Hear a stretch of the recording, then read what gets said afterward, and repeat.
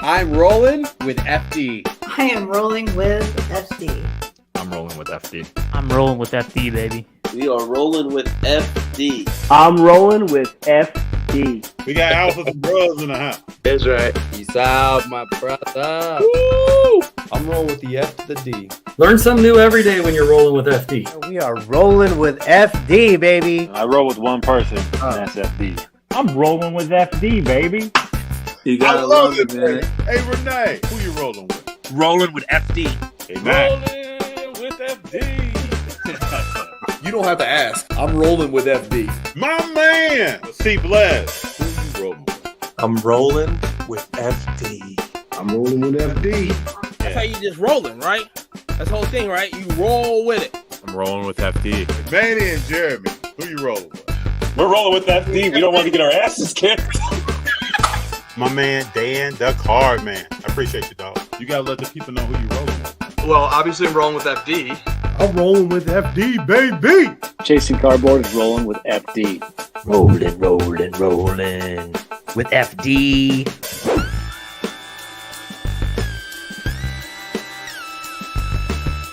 Hey, what's up, everybody? July 30th, 6:02 p.m. Excuse me, I'm used to 6 o'clock. 8:02 p.m. It's good to be here. And I got one of my favorite people here to talk sports, the hobby, a little bit much more. Big Jon. Big Jon, what's up? What's up, everybody? How you doing, man? You doing good? How you, man? I am good. I'm excited to be here, sir. Same. Been looking forward to this all day. Yeah, so have I. So let's jump in. Where do we want to go first? I know you have some topics you say you want to talk about. Yeah, you know. Did you watch the Hall of Fame game, though? First game of the season tomorrow? You gonna watch it? Oh, tomorrow, yeah. I'll watch that. You know, the Hall of Caleb Williams? Good for like 2 or 3 plays, but you know a lot of the real deal people are not going to be playing. Modern day NFL, not happening. You ready for it, though? Listen, I'm ready for the football season. You know, but man, Caleb Williams got to prove it to me. I'm not in on it. Yeah, you know, we see some throws in practice that don't look right. But people just show you the throws that don't look right. I was looking at some stuff today. Deshaun Watson didn't look right. And I was looking at some other teams, the Dallas Cowboys throwing drill, accuracy drill to the sideline. Did not look right. But you know how that goes, man. You can walk up on the Hall of Fame great quarterback and see some ducks being thrown around. But what does that really mean? I mean, we'll see about Caleb Williams. So you're saying you're not distracted by what's going on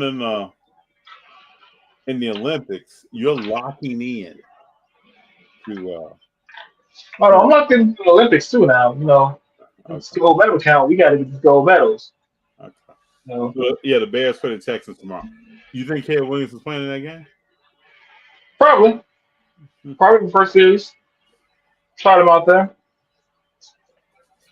You think the hobby is going to be excited about this guy, or we got to take a wait and see how it is? I mean, the hobby's going to be excited about him. Number one pick as a quarterback. It's the hobby. Of course, they're going to be excited about it. As a Bears fan, I'm not going to be excited about it because I've been burned once by Justin Fields. You was burned before Justin Fields. Yeah, I mean, with the Bears, you always burn a quarterback. Yeah. We go back to Curtis Enos, so we keep going back. So none of that's working. I mean, they just paid DJ Moore though, so you got weapons locked up. 4 years, what was it? 4 years, 150? Something like that. I thought it was 110. I think his entire, from what I read, his entire career thus far, 10 years, has all been guaranteed money. Mm-hmm. I think he's one of the first players in NFL history with that. Yeah, 4 years, 110.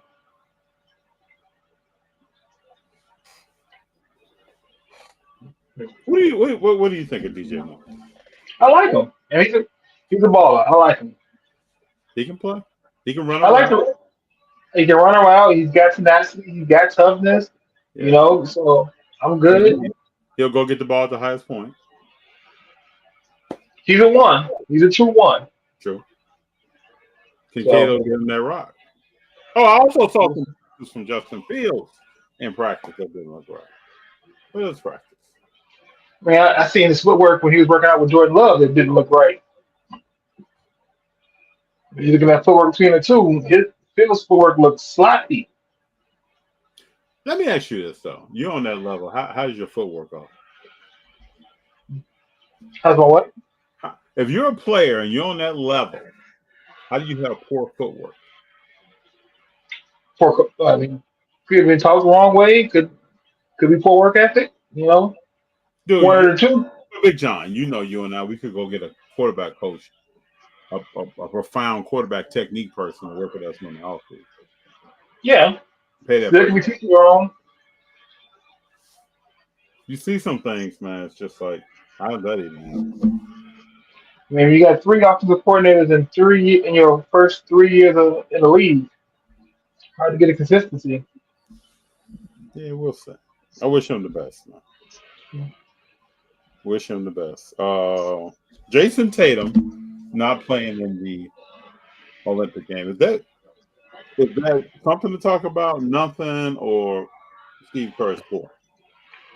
It's nothing to talk about, in my opinion. It's a 26-point game.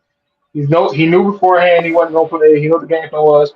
He working in KD, so I don't think it's much to talk about. Everybody's not going to play, right? But this comes to, everybody with their narratives. What's going on is Steve Kerr, evil genius, trying to sow dissent in the Celtics. Is he a bad coach? Because he didn't play Jason Tatum. They won by 26, So it's whatever you see it, you can play like that.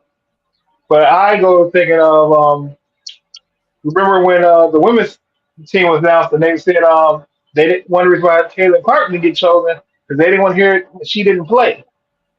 True. And you're hearing it already about Jason Tatum not playing. That's all the noise you're hearing. Not that we won by 26. We blew them out by 26. KD missed one shot. LeBron was amazing. Kurt was amazing. Drew Holiday was great on defense. None of this. It's Tatum didn't play. So, Big Jon, you telling me that Tatum couldn't have got some of those white minutes? Tatum could have got some of those white minutes, but yeah, they viewing him as a 3 or they viewing him as a 2. Right? If they view him as a big man, he wasn't getting that rotation between Anthony Davis, Bam, and Joel Embiid. Now, he could have took some Joel Embiid minutes, and Embiid was, -8 plus minus? He hasn't played 11 minutes? He has not played well. Well, they said because he's James Harden foul grifter trying to catch fouls, you're not going to get foul calls in FIBA. No. FIBA is almost street ball. Mm-hmm. You got to bleed to get a foul call. This is true. So, we'll see. I mean, he's saying that Steve Kerr has already said in a pregame press conference that Tatum will play. But he will talk about who won't play. So we'll see. I'm sure Tatum will play. I mean, they played Jokic. You needed more of your bigs for the game against Jokic. I think you're going to need your bigs. Like you said already, when Durant came out on fire, threw everything off. Yeah. You see Durant on fire. I mean, Booker had a good game. Mm-hmm. I'm not saying that Tatum couldn't have got minutes. It just didn't work out like that. Yeah. But I appreciate Tyrese Halliburton just happy to be there, right? He's happy cheering on. Did you see Halliburton on the bench? He was happy. Yeah. Talking to people. Yeah. Man, he was like, man, I was back in college not that long ago, so I'm with greats. Probably trying to pick up some nuggets here and there on his game. I wonder if anybody said, hey, Halliburton, you got to switch up the jump shot. But he's enjoying himself. Nobody said anything about Halliburton not playing. No. Derek White playing over Halliburton, nobody saying anything about it. It's whatever narrative you want to push right now. You're going to push it. So let me ask you this. Why was Tatum sitting like – why was he looking like that? It used to being a man. You want to play. You know you can contribute, right? You probably thought, man, Jaylen Brown should be here, man. Well, okay, let's talk about that real quick. Jaylen Brown should be there. He should be. Why do you think Jaylen Brown is not there? What's the real business? Oh man, Jaylen Brown's career, he's always been viewed as second fiddle, right? Yeah. And at this is what it is, right? They don't view him in the same light as they view Tatum, even though most nights he's a better player. Yeah. It's been pushed on the Tatum that you are the best player on the team, you are the man, you are this, you are that, and while Brown is like fighting and striving for his stardom, and you can't deny that he's a star, but you know, so it's kind of more of that, and more of it's kind of opposite. He's his own man. He's going to speak up. He's part of the Players Association. So he's going to speak up, be vocal, and not shy away from his views on things. And if you don't like those views, we don't want you on the team. He covered up his Nikes all season. Mm-hmm. So like, I mean, he also got to remember there's consequences for those actions, right? Those consequences for playing in the Big Three, those consequences for going against the grain, going against the family, right? And while you may be a made man and we not gonna take you out, you ain't getting all these perks at the same time. Sure. I kind of think this all boils down to the Big Three. Mm-hmm. Me personally. Well, Big Three and more than that. There's no secret that the NBA does not support the Big Three. Yeah. And wants the Big Three in existence. But shout out to the Big Three because you have the women start their own Big Three facing coming up after the season. And the players are doing that. And, that's only idea that's able to come to fruition because you've seen it happen. You've seen Q do. There's a business plan. There's a path to follow. It's interesting. Stephen A. Smith tried to say early on that Jaylen Brown thinks he's smarter than people. Hawks down. Because he is. Because he is. The man's a genius. When you're at Harvard, it's not like he's dumb, and just because they're intimidated because he's smarter than you. Yes, he is. He knows what he's talking about, and he's gonna let you know it. So knowing what he's talking about, remember he came in the summer league game, kicked back with his girlfriend. What's her name? From the Chicago. I can't say her name. He's gonna call her Kai. I know it starts KY. I can't say her name. Okay, we just say KY. So came in with KY, came in with Angel Reese, and he started talking about Bronny's not real NBA talent. Mm-hmm. What you think? Well, short memory, because I don't think he averaged 5 points in summer league. He did. 2 years ago. So 2 years ago. 2 years ago. Yeah. So short memory. I remember. We all remember when Jaylen Brown was kind of. Mm-hmm. You hoping he pans out. Yeah. But Bronny's in a tough position, man. There's so many players in the league that average 4 points, that average 6 points, that got drafted in the first round, high first round, off potential. You got Kyrie played 4 or 5 games at Duke, and was drafted number 1. So like everybody's putting these extra parameters around Bronny if he can fit. Should he got paid $7 million? No. So with the perks of being Bronny Jr. comes the weight of being Bronny Jr. Sure. Right? There's really no win. There's no win for him. It's tough. No, there's no win for him. Absolutely. None whatsoever. There's nothing to do. he could average 15 points as a freshman, as a rookie, and people will still say, "Why isn't he averaging 18 and 20?" So there's really no win for that guy. The true blessings are that you got a young man who got a huge contract at a young age, and is playing a sport that he loves to play. So, now and it's his money, and it's his money now. That's right. It's not daddy's money; it's his money now. Right.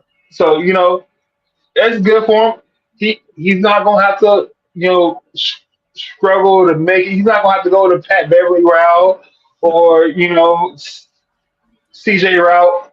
He got paid. If he only lasts 3 years in the league, hey, he only lasts 3 years in the league. When you said it number 3, because I've thought now, when LeBron leaves the league, where's Bronny at? Watching Bryce. I would say he's ass out.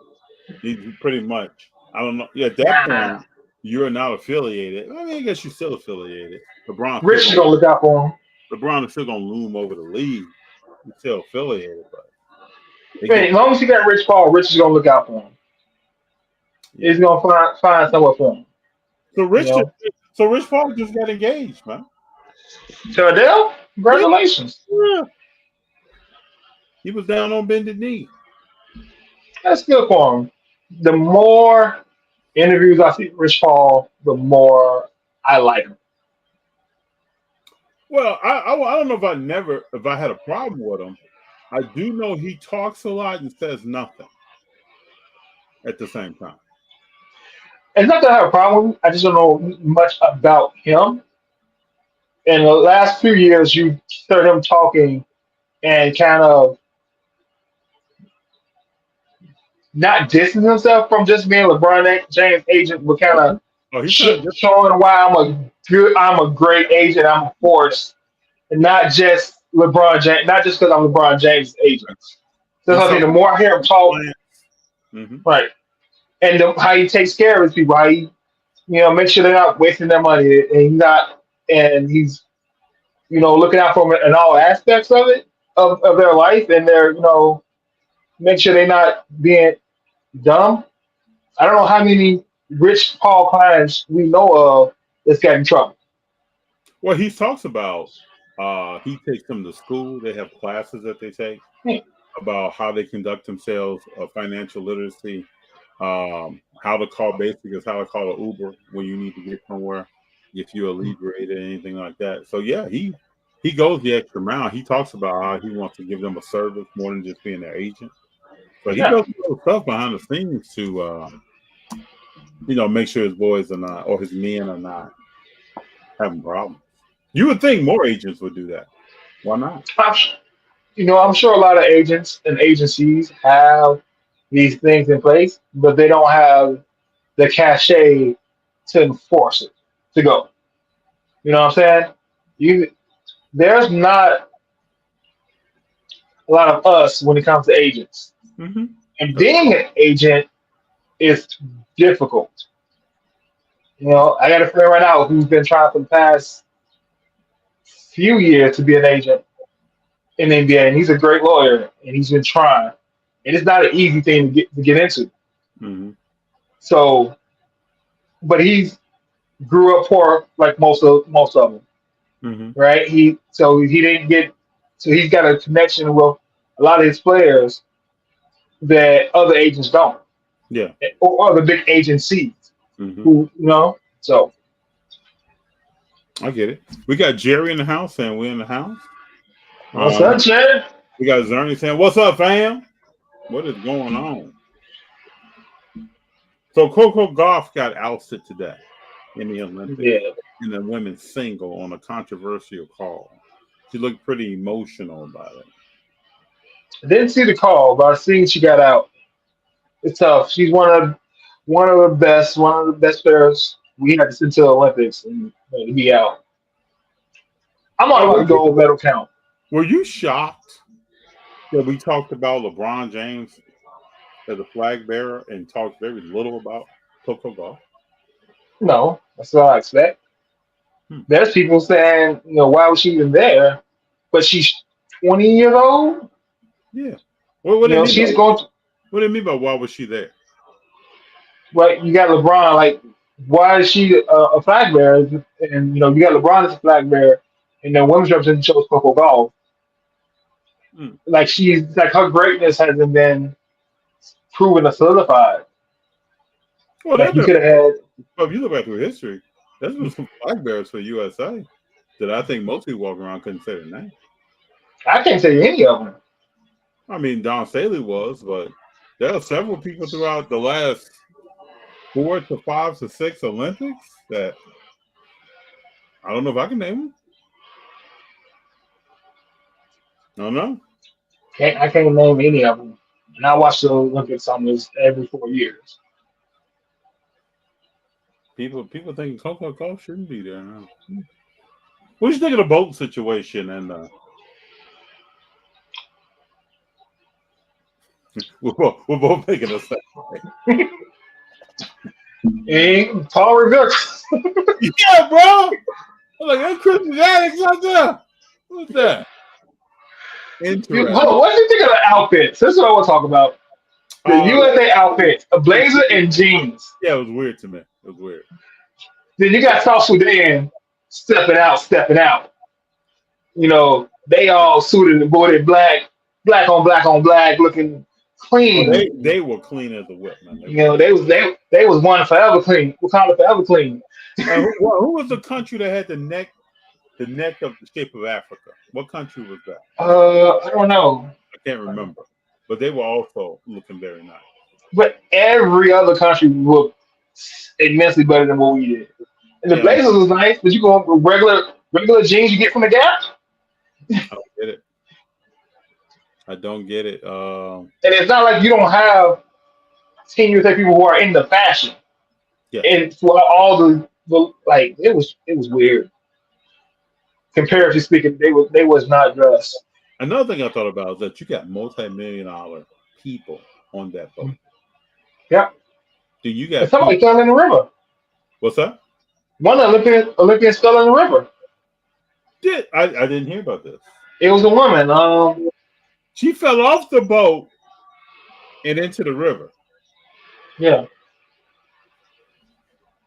Hold on, let me see if I can find that.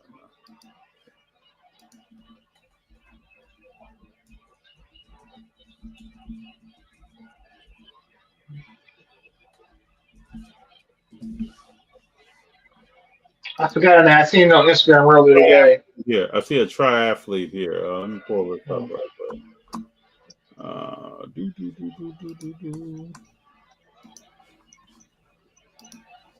Hold on. Nope, that's not the right article.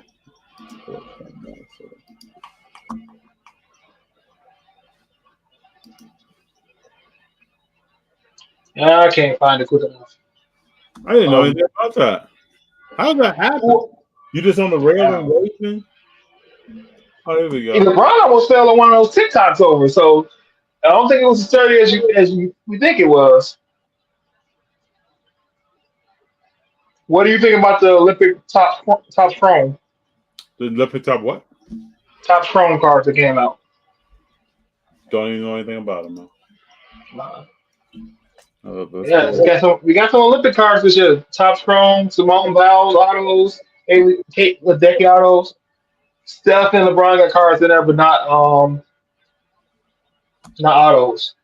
Hold on, man. So we need. I guess you got too many companies being represented by these athletes. Like we need some real deal stuff.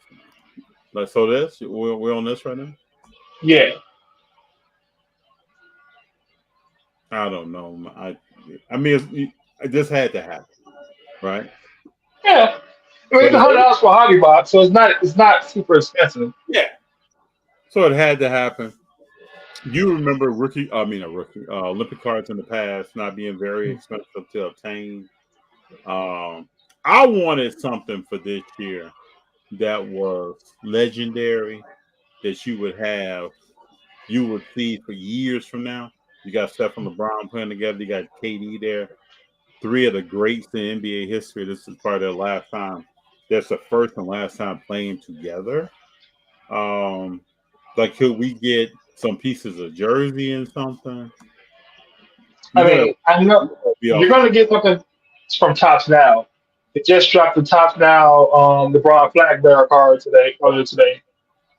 So you're going to get something from Topps Now with all three of them. If something special happens between all three of them, you'll get something from Topps Now. We need that. But is LeBron going to sign any of these cards? Probably not. That's what we need. Don't just sign that card, man, with Bronny. And don't just sign some of that other stuff. Let's get on some of this Olympic stuff. Right? Yeah, I know Curry and LeBron didn't sign for the Olympic stuff. What's that? Say that again. What's the question? I said I know Curry and LeBron didn't sign for the Olympic stuff. Oh, I'm not surprised. Not surprised. But look at the Topps Now on LeBron card.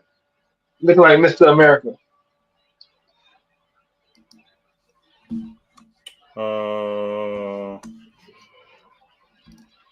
Let's see here.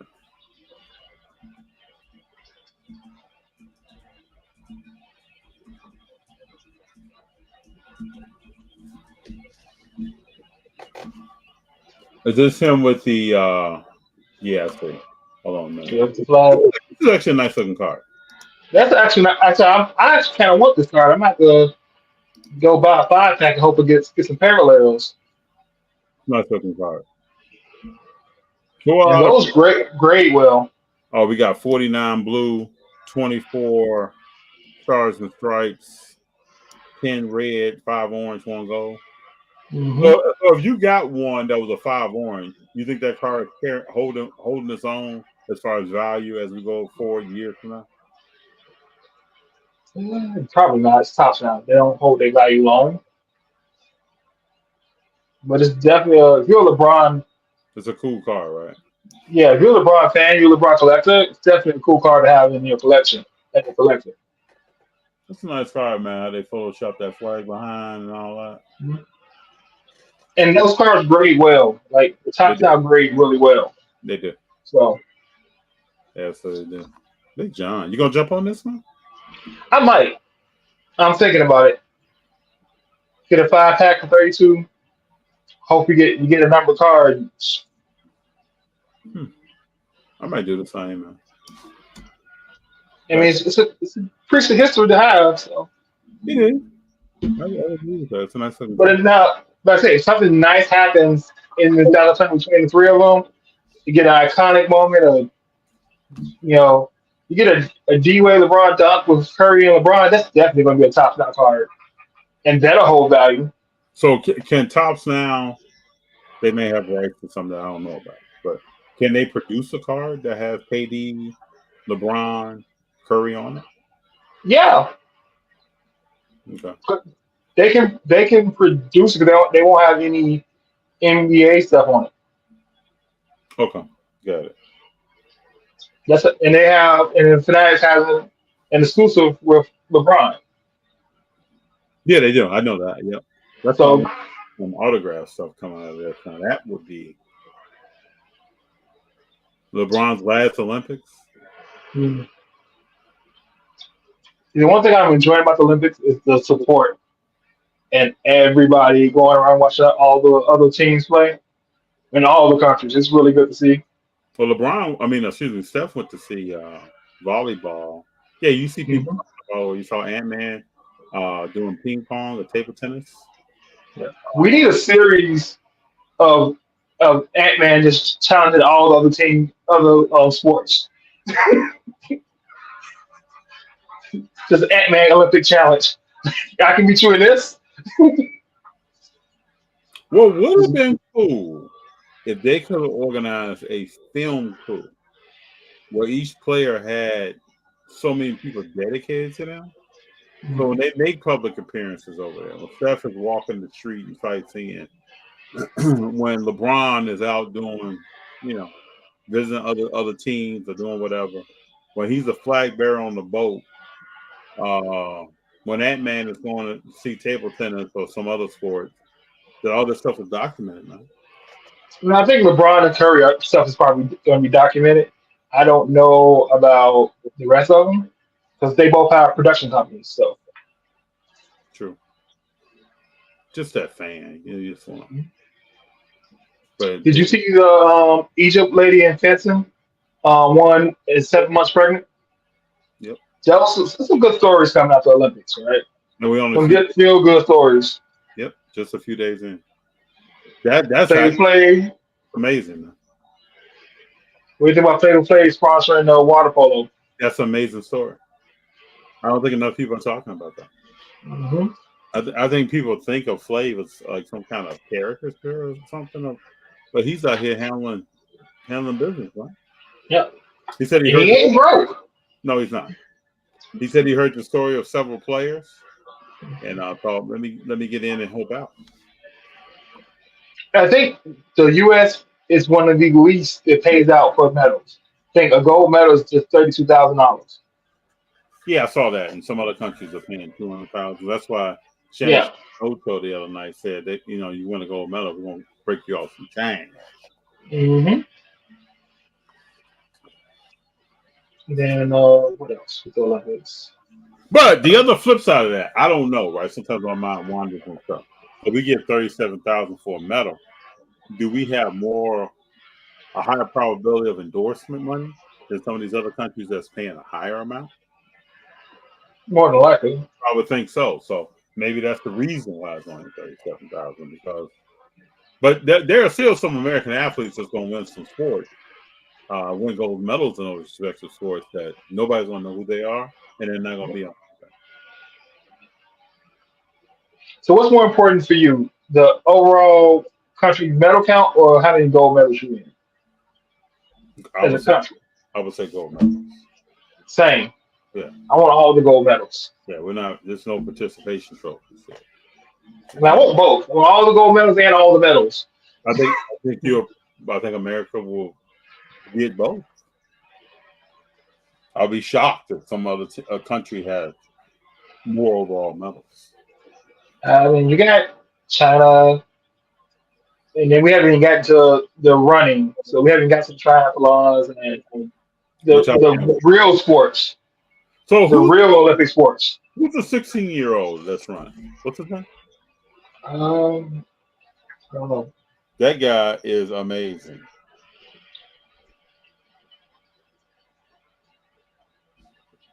See if I can see if I can find his name. Quincy Wilson. Pete Wilson, yeah. Quincy Wilson. This young man is amazing. First, the way his body's built, he's built for running. And just the endurance he has, the draft he has. I can't wait. Track and field is hard, man. Especially long distance. 200s and 400s are brutal. Mm-hmm. Yeah, not only did the 400 relay once, never again. I did an indoor relay race once because somebody wasn't there. And that, you got to do 3 laps, so 2.5 almost. That was a trip.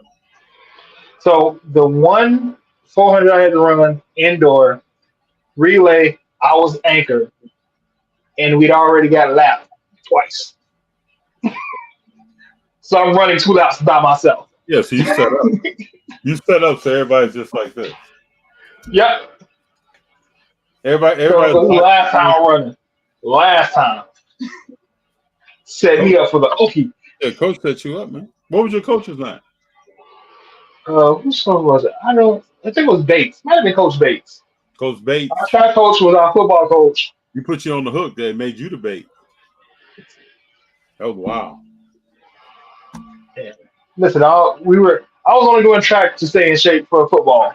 Oh yeah, that's what we all do. Yeah. Yeah, Zerny says, "What's up with her and Tatum?" Yeah, I mean, we'll see. Zerny, it's nothing. It's nothing to see, man. Everybody can't play. You got some of the best. What do you think about Kerr being versatile as a head coach? He's not. I told you that. He's not. Yes, at least we can agree on that. Okay. Mm-hmm. He's got listen, he had 2 great vendors who had 2 great systems, right? Mm-hmm. You got the triangle, you got the Spurs system he learned in. He's good with most people for the most part of his coaching. but he doesn't make that many changes. It's like it's like Novocaine. This just don't work. And he's had these stars. He's had Curry. It's a guard dominant system. Right. If you don't have that level of talent, that talent starts to get old. I mean, how many times do I have to say you don't run a pick and roll for Kuminga with Chris Paul? I understand that. I thought they was going to lead the league in pick and rolls. When the season's about to start, man, it's going to be Paul and Kuminga all day. Yeah, off the bench, pick and roll all day. Never run a pick and roll with the passing ability and the leaping ability. That's wild, man. Like I said, trading Clay may be the best thing because now you got to adapt and change. We'll see. You get a 3-year extension, but they'll eat that money. So what I'm trying to figure out is if you're watching the first game versus Serbia, you saw me screen Steph Curry with that? Yeah. Why? No clue. Are they practicing something for next year? Like, it's tough. I would think it would be tough on his body. I mean, he's bigger, he's stronger. It may not be as tough. But if they're going to have him setting screens as well as running off of them, you've seen the wide open layups that Drew Holiday was getting with him running around. I don't know how much of this is Kerr and what he's learning from Eric Spoelstra and Luke and Coach Luke. I was actually wondering, like, are they practicing something for next season? I've never seen Curry that physical in games. Did you get the chance to see the French versus Japan today? No, I didn't watch that. I missed that. Just see some of the highlights. When he looks good. Did you see how Shea closed out? Yes. For Canada the other? Yeah, showed out. And he was talking that talk. Olympic Shea is different. Olympic Shea got an edge. If he can bring that edge some night, but they got to be every night. Mm-hmm. Bring that edge to the NBA. Gonna be problems for folks. That go ahead. Watching the end of that, that's why I just sent that Shea rookie off to be graded. I'm like, I'm going to grade this now. I want to keep that play because if he's going to play like that next year, I want to have that. Shea coming. Shea is already still remembering the 3 that he got called for a foul on in the corner and has team lost the game. It's burning. It's burning them. Got a question for you. Will James Wiseman ... You tell me what is James Wiseman going to do this year? Oh, it's going to be an improvement. I'm hoping that he's a big improvement down in Indy. I think so. Pick and roll, Tyrese Halliburton. That's right. Yeah. I'm thinking about cracking my immaculate 9.5 from SEC and sending it over to PSA. You should. That's what I want to talk about. What's up? Talk to me. SGC. Yes. So yesterday I was looking at Wemby cards, and there was a Wemby Select Silver on for SGC 9.5 that was set for like $225. 0 bids. Ended at 3:00. Right. So it ended at 3 p.m., but it got 0 bids with about 15 views. Now that card in the P15 sells for $225 to $280 every day. Yeah, I'm not surprised. The Wemby's I see on eBay are PSA or BGF. Every last one of them. You know, everybody talks about going for SGC because you get it back fast. Yep. And if you're trying to flip it fast. Mm-hmm. But if I'm flipping it fast for half the money, is it worth it? It's worth it if you came in low on that card. But you're still going to get half the money. Yeah, but, you know, sometimes you got to have... Or be stuck with it. Yeah, but you got to be stuck with it. You got to have some money that's long term. And you got to have some money that's moving. So I've talked to some guys that shows, and they like SGC because they know it's going to move. It's going to move for less, but it's going to move. So they rather pay for their table and have something on top of that than to walk away with nothing. So I talked to Jerry and a couple more people that went to the Nationals. It was like SEC slabs wasn't moving. I talked to a couple just after that to see what was going on, because it was weird to me that a Wemby is probably the most liquid basketball person This is some in research. basketball card that didn't move. This is a little research here, Big Jon. Now you got my wheels turning. So you heard feedback from a national. Okay. And I like SEC. Most of my wrestling PC is going to be graded by SEC. I like how the colors look from the slab. A lot of people like to buy FTC and crack out. So why is no one thinking of the national?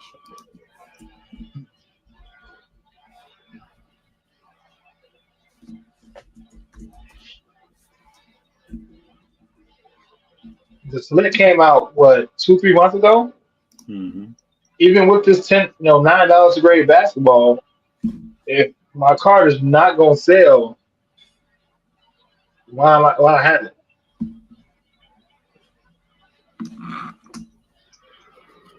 And just go to bids. Not even go what they're bidding. Because buying house, you wait on somebody to see what the bids look like. I mean, the bids look like on these cards in SEC.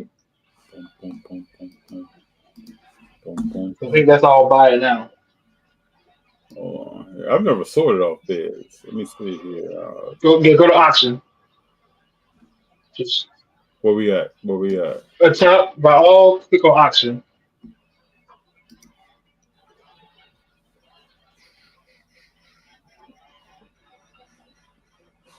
Let's see here. Okay. I don't know, man. I've never. I wonder why SGC was not.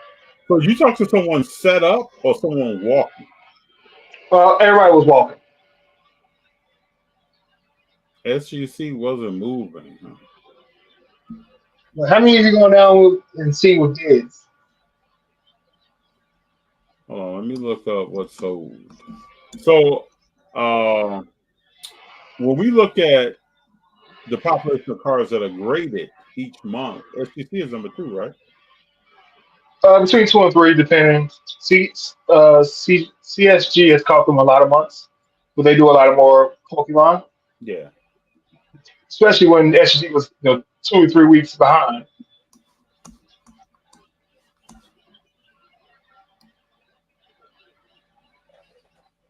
That's a trip.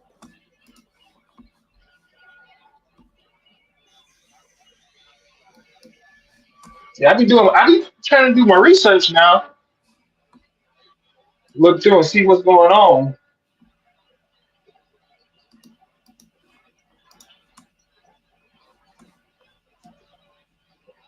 It's a trip. Okay. Yeah, I don't know, man. I don't know why that would be the case. I'll say this. I've gone to shows where I see a pretty good amount of SGC. I've gone to shows that I see a lot less. I think now when I go to Burbank, I'm going to be looking to see what's going on with SGC. I might ask a few vendors. So what's going on with Burbank taking everything off of eBay? Yeah, so it's a topic to talk about. So Burbank is taking everything off eBay, 40 million cards, and moved them over to Fanatics Collect. Fanatics purchased the PWCC. The name of the company. The name of the company became Fanatics Collect. Big Jon, I know how you love PWCC, right? Yeah, but I'm locked out of my account right now with the switchover. Oh, because of switchover? Yeah, and that I've been trying to talk to people to get back in, and right now I'm waiting on the escalation team to email me back. It's been a whole day. This has been going on for 2 weeks. So don't get me started on this switchover because I'm not liking it. Good recon, good information. We got Machado here saying, "Yo, what's up, Machado? Good to have you here." Yeah, so what's up, Machado? So Fanatics Collect is taking 40 million cards of Burbank, putting it on their site. and about to start selling and doing their thing. I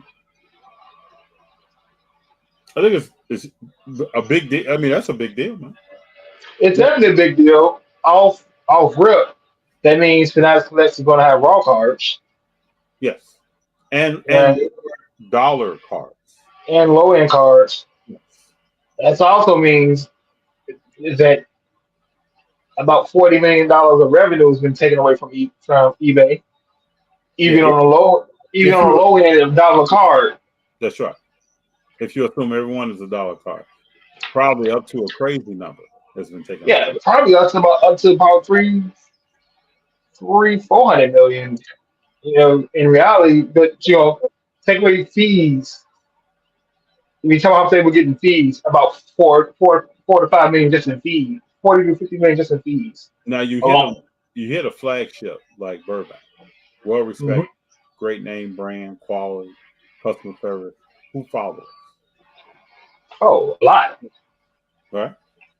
I wouldn't be surprised if you see bigger car shops follow, especially if you dig deeper. How good of a deal was it to make you want to do it? Because that's not an easy transition, and that's got to be one of those you can't pass. I'm gonna give you a deal you can't resist. So Burbank has already announced that they're moving location. Going to stay in Burbank, California, but they're moving into a 14,000 square foot store, which is I kind of work in retail, Big Jon. You know about retail. That's a large store. It's a large store. So that's similar to the size of the store that Jeff Wilson opened with Cars HQ in Atlanta. I think it was 15,000 square feet. So what? Yeah.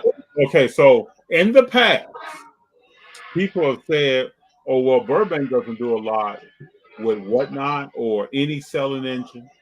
They'll be doing that now with Fanatics. Yeah. We can check that box. Burbank doesn't get involved in braking. Yeah, that's what I'm interested. If he's going to change his mind on braking, because Rob is very anti-braking in the past. Yes. He's a singles guy. Yes, he's made statements, but I do believe that what are you doing with that 14,000 square foot space? Yeah, and now you see a store in Atlanta that's braking, allowing you to buy cars, buying your cars. They have a really nice breaking table that you can go to and record and do different things. They have cars for sale on the sales floor. You can kick back and watch games there. I don't think anything, just me personally, that you see Cars HQ doing, you won't see Burbank doing. And probably trying to do something else as well. Probably setting up we're in LA. Probably, and Burbank is right by, not too far away from the Burbank airport. So maybe trying to set up where you have professional athletes coming through on a regular. Right. Rip nights are about to be off the chain. Yeah, that back end, that deal's got to be crazy good to for somebody like Rob who's been in business forever. Cause I seen a video of him talking with the guys with Mascot at the National. He's like, if he wasn't already tried to Chronos and that Rico scanner, he would switch over to a Mascot for his inventory management because it's simple and easy. So he recognized what good businesses are. That's got to be a great deal that he got to do that. I would think so. I mean, and so now the question becomes: he was one of the first people on eBay Live too. Yes. So there's a lot being snatched, man. Yeah, he goes on eBay Live regularly. So I think everybody was worried when Fanatics were about to monopoly end up eating up the little people. But is the fight really Fanatics versus eBay now? Well, you knew that was going to become a play, though. You knew that was going. When you talk about the technology side of things and selling over some kind of e-commerce site or bidding site, it's not just Whatnot involved. That Fanatics is going to be battling with eBay. This just popped up in my head. So they bought PWCC. Mm-hmm. So does that put to rest some of the shilling accusations in PWCC? They were bought by Fanatics, and they had to do their due diligence about that, and nothing came out since they moved over from eBay. That was a big thing when they left eBay. They were shill bidding and this, that, and the third. Yep. You know, I would think it does. Yeah, that just kind of ran through my head just now. Yeah, when Fanatics Collects gets to running,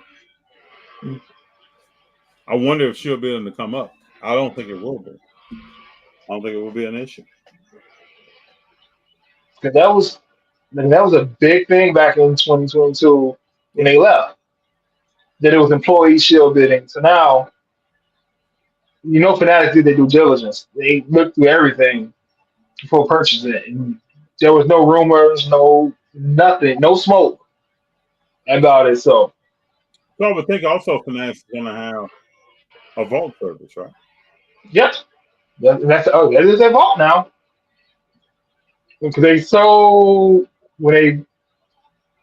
eBay has the PSA vault. The PSA has the eBay vault now. All the way around. Yes. It's going down. And PSA is just playing both sides. And they just in the middle. We're gonna do business view. We're not picking a side. Because they don't need to. Get the vault from eBay, and then they got a partnership with Fanatics about getting stuff graded. Yeah. So but what if Burbank had functions at their store, had many car shows at their store, ran trade night at their store now? Because I remember when before the car show started, Burbank was running trade nights, some in the store itself, some tables set up outside, food was outside. You could go back and forth. You got 14,000 square feet now. You got room. You got room to do a lot. You can do a lot in events in a store that size. And Jeff has a template that you've seen work. You see the numbers that they're doing. You hear them talk about it in sales. They're probably not that much in profit compared to what their sales are because they just open. But you can get that thing rolling. My whole thought about having a car shop is it's got to be in the right location. It's the one thing that matters. Mm-hmm. And when people come there, you got to have inventory.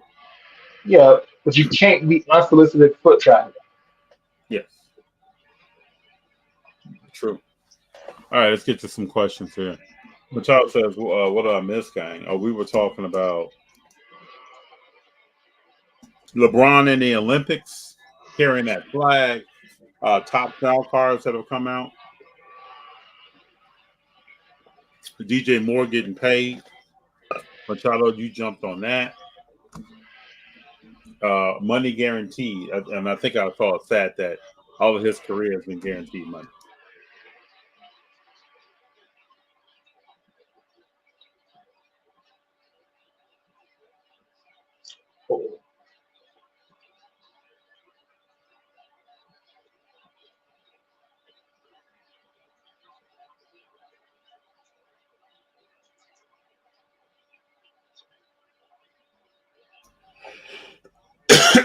Burbank having to drive through to pick up your cars like when you pick up medicine.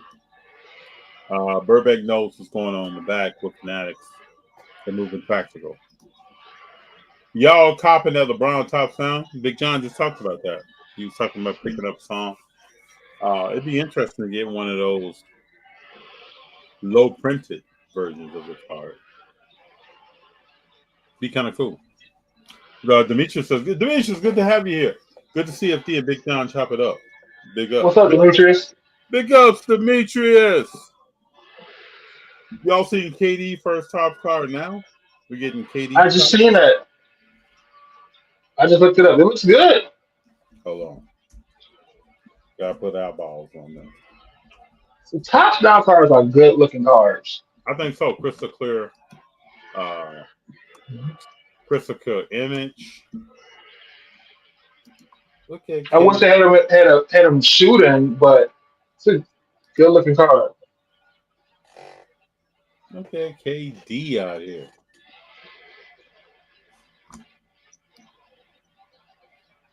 Same parallels. Yep, same exact parallels.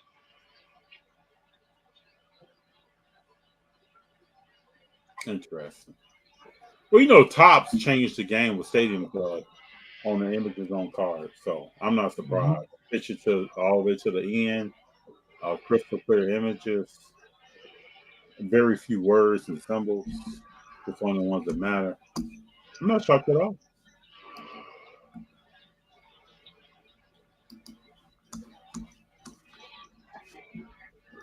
Fanatics bringing back that game one. They'll take it out of yourself.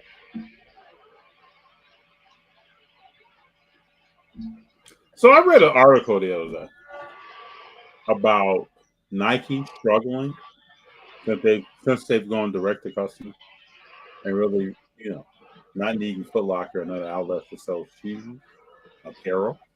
You read anything about this? No, I didn't hear about this.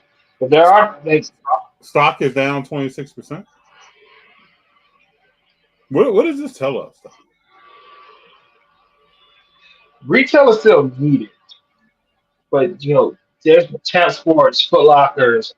They are far and few in between.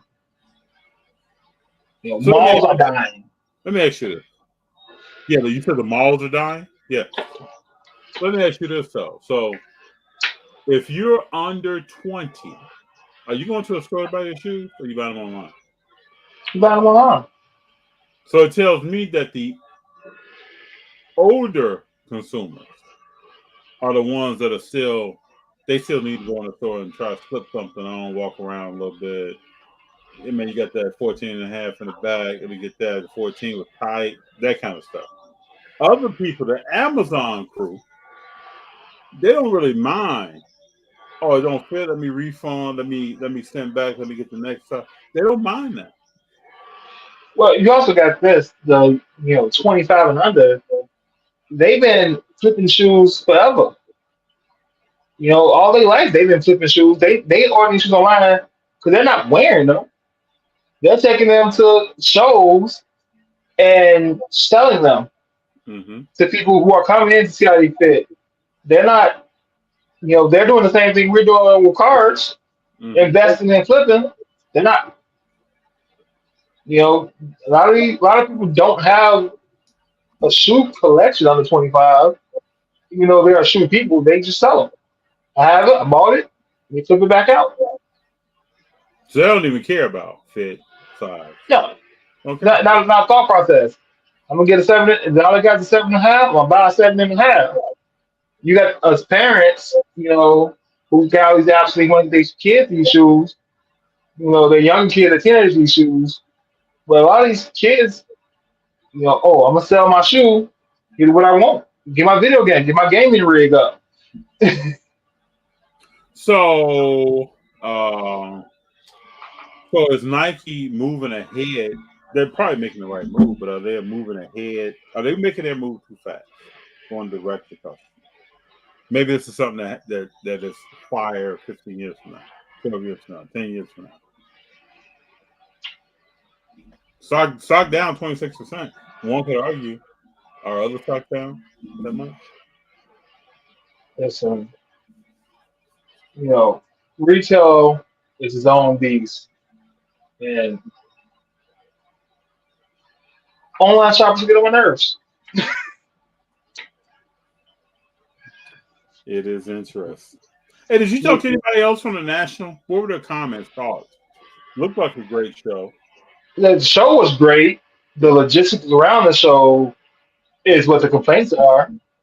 But the show itself, the trade nights were all good. I mean, the vendors were kind of high from feedback I got from a couple different people. But everybody's, the logistics, trying to get in and out of there, the building, consensus is not a building that's set up for 50, 30, 40, 50,000 people to be in there day in and day out. Most convention centers in most cities are not. Yeah. It should always be in Chicago. That's the question I'm gonna ask. So will it ever be back in Cleveland? Will the National ever be back in Cleveland? The National should always be in Chicago, and I've never been to a National, but I've been to the area where it's at. It's that area is used to hosting big events and a lot of people all the time. The infrastructure there, it should always be in Chicago. And you know from growing up there, they built up the area around the Rosemont Convention Center. Yeah. When we were kids, it was the Rosemont Convention Center. I remember you couldn't find anything to eat, you come outside. You go there I remember going there for WWE pay-per-views, and you go in there and you getting on the L going downtown to get food. There's nothing around it. Now, right there. Every what you want, it's right there. Hotel, food, it's right there. It changed the game on that. And I think a lot of people asking was I going. I was like, I'm gonna go to one of the Chicago ones in the next 2 years because it's simpler for me and my family to go. Yeah. But everything's right there. Like, I think people spend a lot of money on Ubers and driving. That's a lot of expenses you cut out with being in Chicago, because you can walk from the hotel there. You can go eat all around there, and you can pay $3 and get on the L and go downtown if you want to. Okay, you go to the north side, go see a game. Go to the street, see the White Sox, do whatever you want to do. Yeah, just don't go too far in the city. If you ain't from the city. You said don't go where?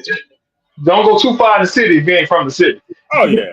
I mean, you got to talk to some people. That's anywhere. If you're just bopping around a city, hey, this is a public service announcement to anyone out there. If you're going to a major city, top 25 on the list of cities, and you're just bopping around in the city, you haven't talked to anybody about where to be, what not to be, this, that, and the other, I would not advise that. Just like some people went to Atlantic City and were walking around, everybody got the same case. Yeah, and don't be walking around looking like a mark. I'm not saying you shouldn't be able to go out and enjoy yourself any way you want to, but I also live in the real world. So I think it should always be in Chicago. It's a great location. Mm-hmm. The building is going to keep getting upgraded. I know last year there was things with the HVAC going out. Those things are going to get fixed on a regular basis. It was warm. Yeah. But those things are going to get fixed on a regular basis in a city like Chicago, in a place like Rosemont. It could be. Because in the show, it was warm in certain areas, fans. You walk a little bit over here, AC is blowing in your face. Sure. Yeah, so you can see that. But I think even if you're on the West Coast, it's much easier to fly into Chicago, into one of the two major airports, than it is even to fly from California to like Utah. You know.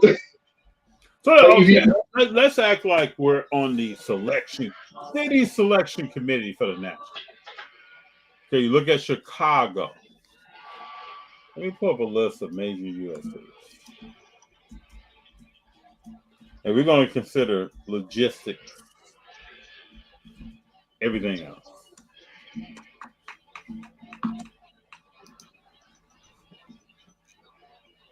Hold on. Let me see if I got this right. I think this will do. Let's look at these cities here. Besides Chicago, can you have the National in New York? The rest of the country is travel. Right? Right. Some of the early Nationals were in LA. Do you come back to Anaheim? I don't think any of the East Coast setups are going to vote to go back West Coast. All right. So are we starting from scratch or are we starting with what we already have? No, I mean, we know Chicago. Mm-hmm. But I'm saying Houston, Texas. The TriStar show is there. It is centrally located in America, just in the South. Just in the South.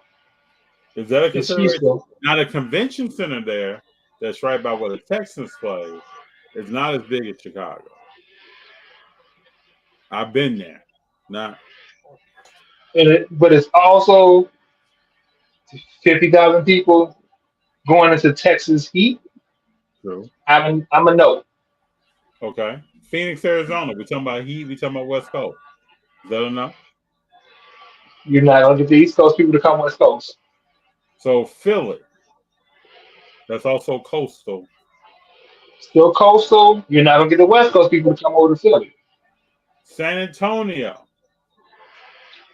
Right now. Texas heat. Yeah.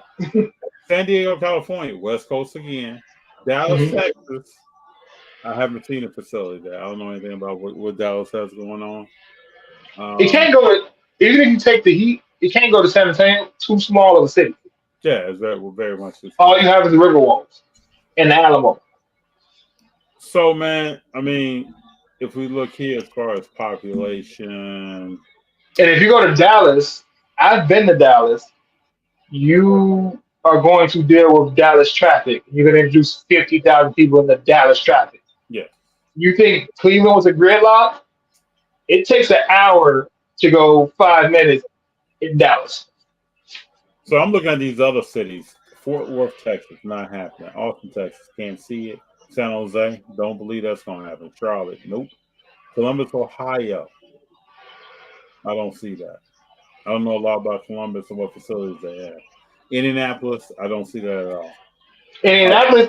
Indianapolis is nice. The area we're having in, there's food and everything. You can walk around. I've been in Indianapolis for a conference. Mm-hmm. That building is immensely big. Mm-hmm.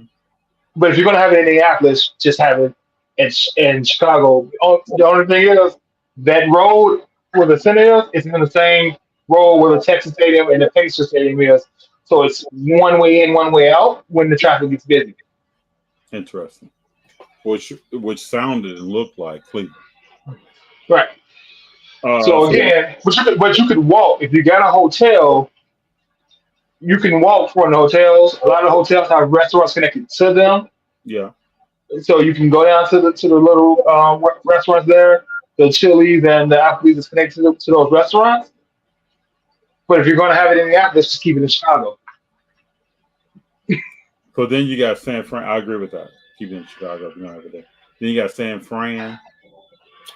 The only convention center I know that something has changed is by Levi Stadium. I think that's a convention center there. I could be wrong. If you're in the comments, you know San Fran, break it down to us. I don't see Seattle or Denver. And then what's number 20 on the list? Oklahoma City. Don't see that. So at the end of the day, just doing some, as we say, back of the napkin stuff. Keep it in Chicago. So is it in Chicago the next 3 years? At least two. I think it is next 3 though. Okay.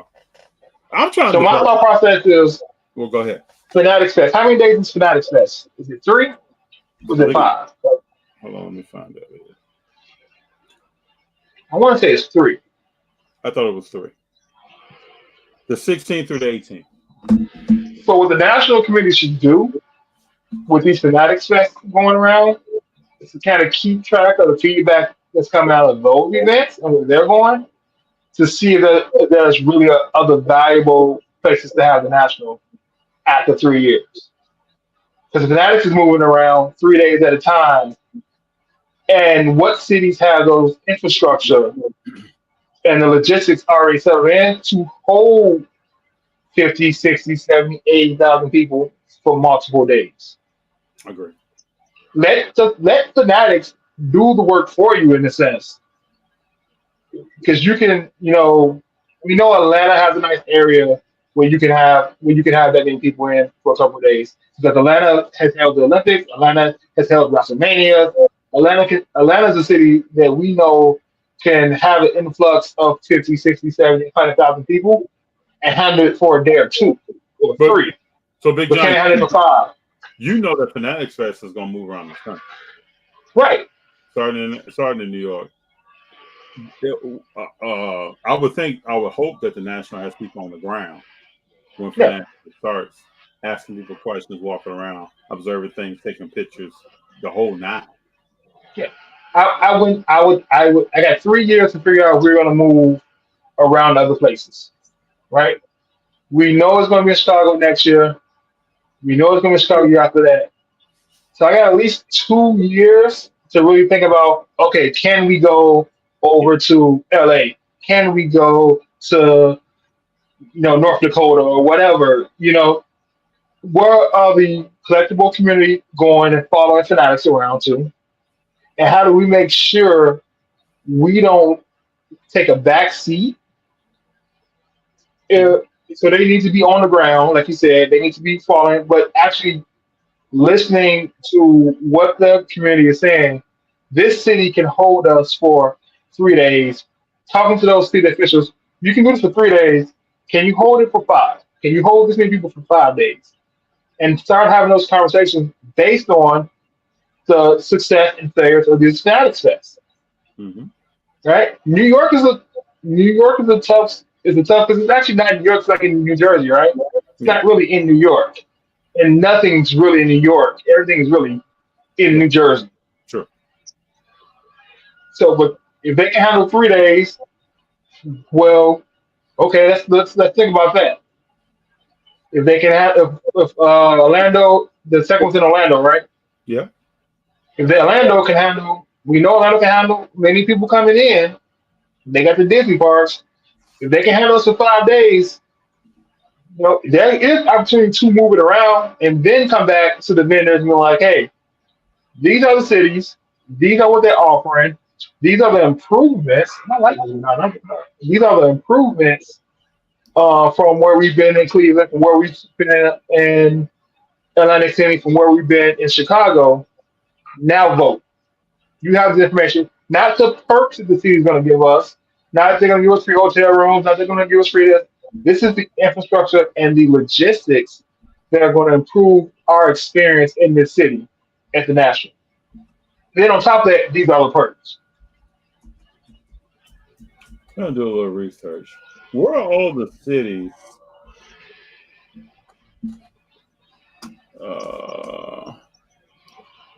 What's the group of shows again? It escapes me, and I haven't even been to one. That Fanatics has kind of patterned themselves off of. Comic-Cons. Comic-Con. No, South by Southwest. South by Southwest. Because that's where one of the guys was from, either Comic-Con or South by Southwest. What you've seen South by Southwest in Texas, you've seen it in Boston, you've seen it in Florida. Hold on. But then we gotta look up Comic-Con too, right? Yeah.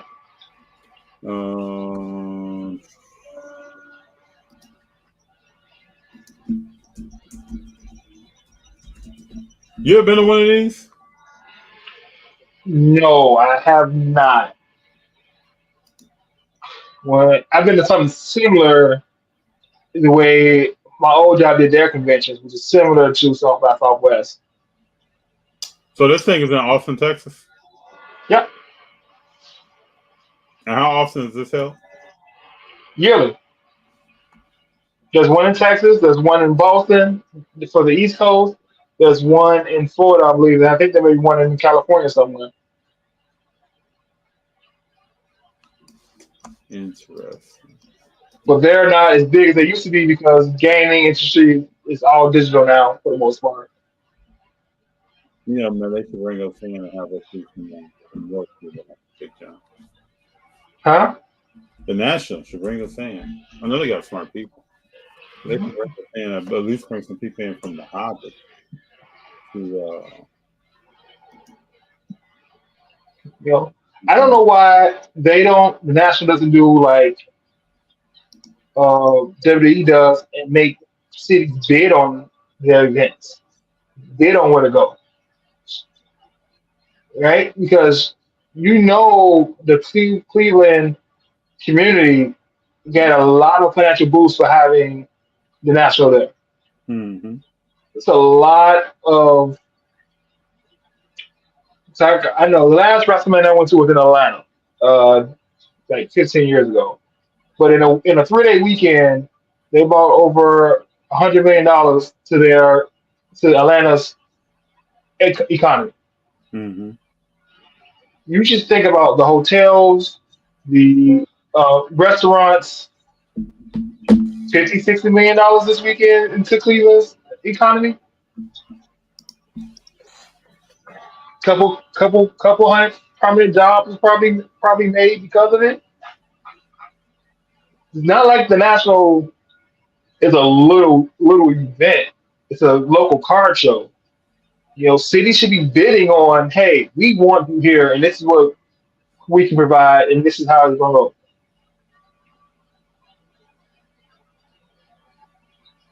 It's not easy, man. How do you, if it's not Chicago, and that's one big help there, centrally located.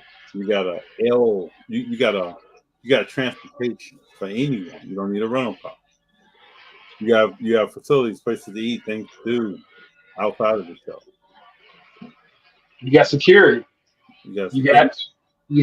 Atlanta is another great city to think about. No, it is. It's a city that's used to holding major events. So, but you don't see little events go to the second and third cities in a state. They go to the big cities. True. Brain one, we talked about that. I heard if you order one card, they give you an extra number card. Anybody else notice? The last time I ordered some Tops Now, I got no number cards. So interesting. Machado says that LeBron Tops Now card is fire, holding the flag, looking like Christopher Columbus or Christopher's Addicts. That card is going to be iconic for sure. I think so as well. I can see that. Then we got, that's why Nike re-releasing all the classics and even rare shoes that haven't been out in a long time. So if people aren't buying Nikes, what are they buying? Under Armour. What's that? Under Armour. Under Armour. Yeah. Steph Curry? Yeah. Do you know people that rock Steph's? My son wants some. So I was in the store the other day, 10-year-old, 11-year-old young ladies in there wearing Jordans. And I'm asking myself, why isn't she wearing LeBron? Why isn't she wearing a WNBA player?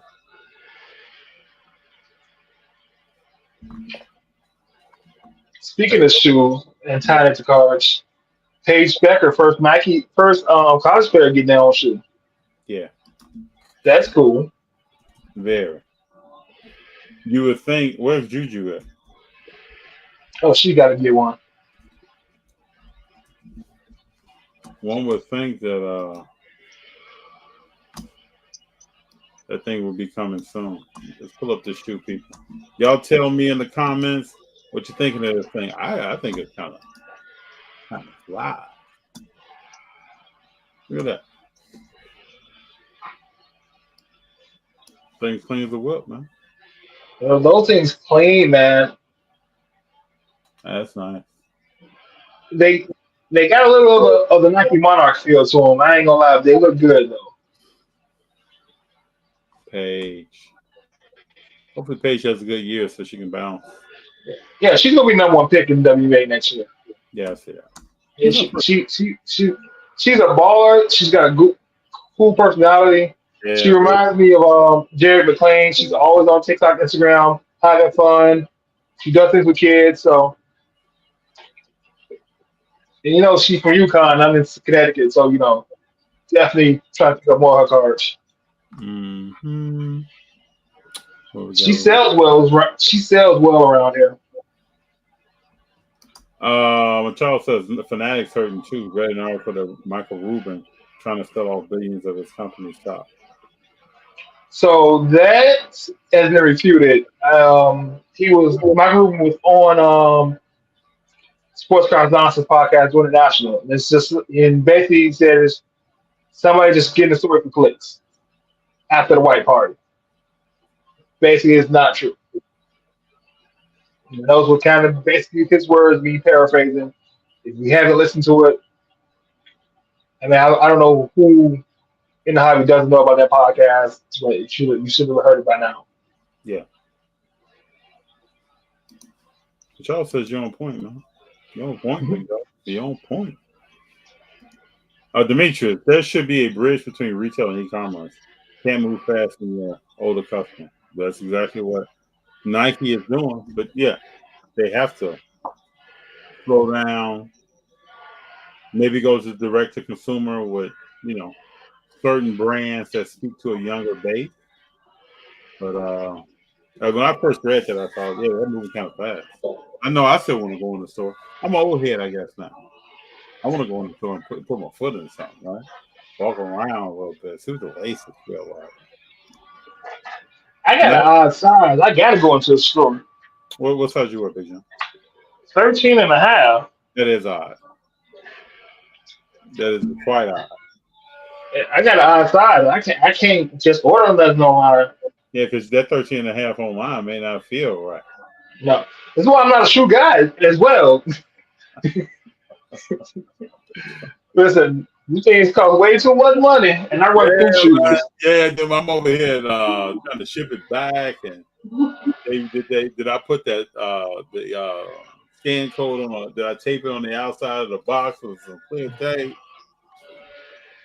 I'm not trying to go through all that. Mattello says National coming back to Cali for sure sooner than later. That would be interesting. So you have 1 year you have a Burbank out here, 1 year you have a National out here, or there's a lot with Fanatics in Burbank, man. You never know. Is there room for Fanatics events and the is there room for the Fanatics events and the National? I think so. If it's coordinated, yeah. Because and Burbank is drawing people from all over. So Burbank is not a regional show. Not at all. The one thing I am going to miss about Burbank being on eBay is that you can go get your free shipping. You're not gonna get a discount, but you can just go load up on your low-end singles and get them in, send them back out to be graded. So I'm gonna miss that part of it. But if I can still get those same cards and send them directly to graded from Fanatics Live, Fanatics Collects, I think it might be a good trade-off. Just thinking ahead of, from your buying standpoint, kind of give you that ComC feel to it. Have you ever used ComC? No. I don't think I've ever purchased off ComC. I definitely haven't had them hold my cards or do anything like that as a selling platform. Never done that. I've used ComC eBay, but not from their website. Shipping is much quicker and easier if you just get it from eBay. Pay the extra couple dollars. You ever purchased some Protein? On eBay, yeah. I bought this from on eBay. Yeah, I think I bought 1 or 2 cards. Protein. So one of the things I do when I'm researching, I will go to the big auction houses sites on eBay and look for the cards I'm looking for there first to see what they have in price at. So if I'm looking for something, I'll go to a Pro Scene, I'll go to a ComC, I'll go to a Burbank, see if they have that cards on eBay already, and just kind of start that. Okay, so this is what pricing is at. Not just looking at last comp, not just looking at what eBay shows me first, because Burbank's a name I know. It's like Pepsi, you trust it. That these prices are going to be somewhere in line, maybe a little bit over, but somewhere in line with what comps are. And when some of those spaces, you're going to get free shipping automatically. So just buy it for now. So if maybe $1 or $2 over, but you're not paying $5 to ship it anyway. So it's a win. Sure. All right, let me play something. We talk about brand names, and this is just a clip from a movie. But to me, I was watching some clips today from Scarface. This clip Just talked about a brand name. Hold on one second.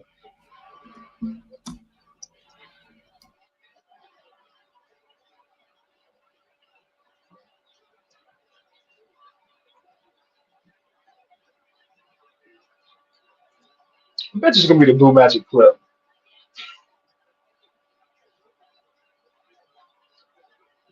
Big Jon. Now you're thinking too much like me. Blue Magic, baby.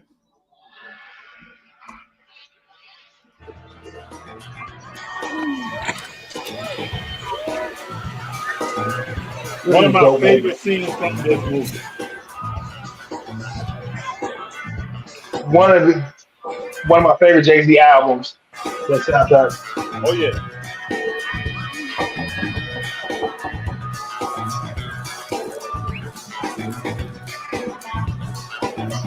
Super good doing play this movie, My man.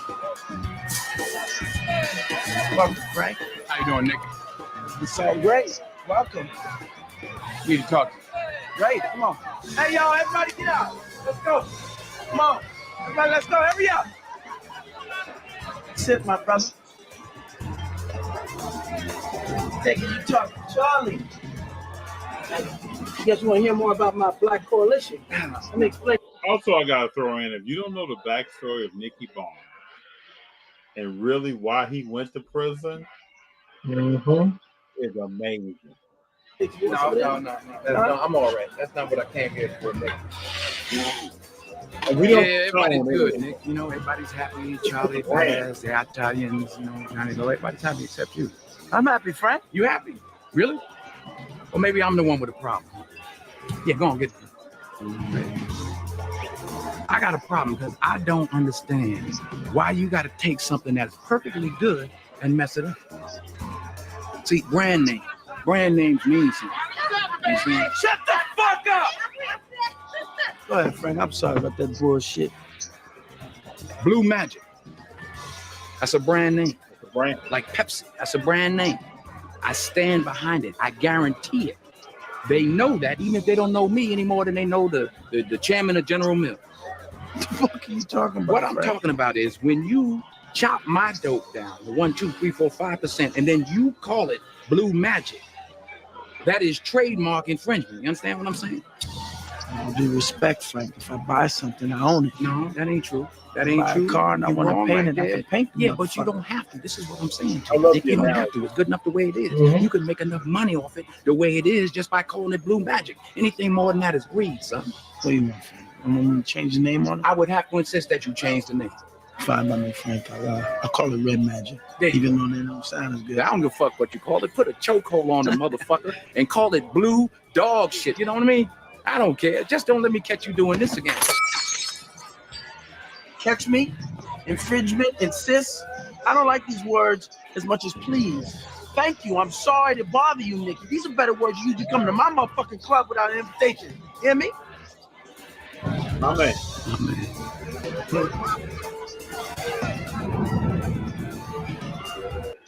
Classic, bro.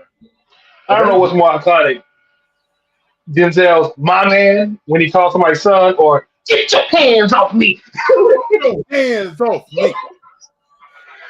Yo, me and my wife was talking the other day. It was like, I can't remember a movie where Denzel was actually like had a adult scene or like kissing and hugging on another woman. And like him and his wife been married for years. Yes. So apparently, if I ever become an actor, I can't have a scene with nobody. If you go back and watch early stuff, you'll see that, but not. Hold on. Okay, we got to play this now. We didn't tap into something here. Hold on. Be right back. You talking about Denzel scenes? Yeah. Hilarious.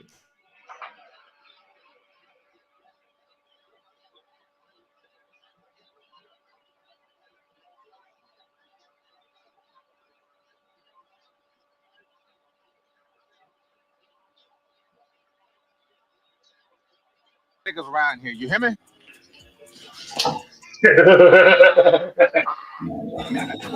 Let it burn. Nigga, get your hands off of me. Go back to the beginning. Get your fucking hands off me. All right. Get your hands off me, grave digger. What? Damn it. Does the whole world got a stump in your face? Nigga, you better get your hands off me. Ain't no niggas around here. You hear me? Get your hands off me. I got to wash this out. Let it burn. Nigga, get your hands off of me. You get your fucking hands off me. Get your fucking hands. That's right. Say it with me. No. I'll grab your hand and you play me. Hey. You get your fucking hands off me. Just how funny as shit. Get your. Oh yeah, man. That's like, I don't care how old I get. If I ever beat Denzel, he call me son, I'm just gonna be son. Yeah, man. Wow. Infringement. You don't want to say please? Like, no, bro. No. What else we got? What are your thoughts on Burbank taking their cars off eBay? We talked about that. When you think trusted and tried big event coordinator, who comes to mind? You don't, Brendan. You don't know those people's names. They're not in the limelight. They don't. No. They just put the stuff together. They not famous. Even the guy who headed up the event side of Fanatics, I went in and dug in one day into his background. I for an interview. I'd never seen this individual before. He was doing events 20 years ago. Yeah, you don't know their names. Yeah, these people that create events, they get paid a bunch of money, and they don't want the fame. No. They just want to put on a good event. They are extreme organizers. Extreme, and they are brand builders, company builders, visions. That's why, and I'll bring it to the con we have here in Connecticut, right? It's going from EC3 Con started almost 2 years ago, 60 tables at Mohegan Sun. This September, it's going to be 210 tables. It's like 10 to 11 show at Mohegan Sun. You may not know who the organizer is, but he's building something quietly, slowly, and it's getting better and better each time. There was an event this weekend they did with a museum and an orchard, the Lyman Orchard, and the Hartford Yard Goats. The Boston Red Sox Club, and they had a card show with that event. Like, people who are building stuff, they're doing it from the ground up. They're not trying to be famous. They don't want me and you to know who they are. They putting this on for us to make sure we enjoy it, and that's what they get their enjoyment for. And people like Michael Rubin go find those people. I wonder if Rubin and team could snag a person who's helping to organize some of these new stadiums that are being built. Mm-hmm. Talk about bathrooms. I mean, it's simple. Let me back up. It's not simple. I can't demean what people are doing. It's not simple. It's the simple stuff to the consumer. Where's the bathroom at? What's going to be my average wait time? Like, if you go to, I went to SoFi Stadium here, and I say that because it's an event to me. I went to SoFi Stadium in LA, went to a Chargers game last year, I think last time, versus the Chiefs. Man, everything was at your fingertips. You get up and go to the bathroom, there are more stalls and urinals than I've ever seen in a bathroom. All the water in the bathroom was warm. It was a cold day. The water that came out was just warm enough to make my little hands feel good. When I'm in my seat, I'm a taller guy. I had ample leg room. The seat in front of me was probably 3 inches, 3.5 away from my knee. Most time it's jamming into my knee. Everything in the place was QR code. So I could put my phone up and get all kind of information. To me, we need this stuff in a card show. But I think you're going to get stuff like that from Fanatics 5-10 years down the line. Yeah. When they want to host something, when they want to have a steady single location. Yes, I agree. But speaking of cities that can hold the National, Nashville. Nashville is a good city. Oh, so I haven't been to that convention center. No, I've been in Nashville. They have a bunch of them. They have a bunch of restaurants. Everything is in about 3 mile radius of walking distance if you want to walk. Is They this have down plenty by of hotels. is this down by the Grand Ole Opry and all that? Yeah, it's down right by the Texas Stadium. I've been You down. you walk right down into the Texas Stadium. Right. So that's another city that can hold the national. Okay. So it's just hilly. It's just a lot of hills. Machado But you asked know, Nashville is the bachelorette capital of the world. it's a what capital? Bachelorette capital of the world. Oh, really? Yeah, they hold a lot of bachelor. Like you go down there, there's people on Says a lot. That says a lot. having fun all the time. Yeah. Interesting. Big Jon with the knowledge here, man. I would have never thought of that about a city being a place for that, but that says a lot. You're hitting a lot of the needs of groups coming in.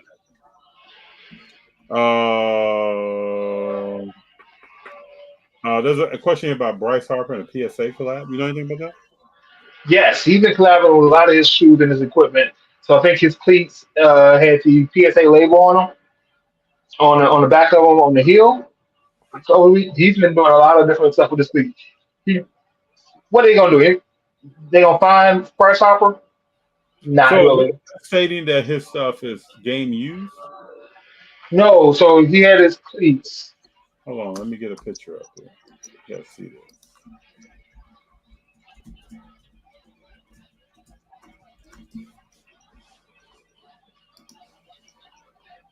Oh, you need to stop. I didn't know about this. There's a card associated with him. The Harper 9. I've had my head down, people. I haven't seen this. Those were his PC wore in the game. But he's been doing a lot of that this year. Like he was one of the first players to go back to the old uniform in a game. I had something like this. This is something.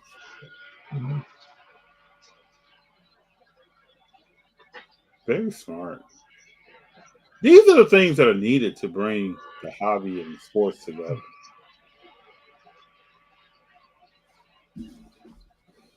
Big Jon, let me ask you this. It's a question I've had for a while. If you go to an event, who's your favorite football player? Who's my favorite football player? All time. Oh, Walter Payton. Okay, so if Walter Payton was still alive, and he was at that event, and you had a chance to meet him, talk to him, shake his hand, and it was under some umbrella, whatever the name is, Fanatics, whatever, and you get that 30 seconds with him, 45 seconds with him, if he's, talkative or whatever, or he's listening to you get over a minute. Is that enough for you? At the moment, yeah, it's a memory. It's a core memory. Is that going to make you start buying cards?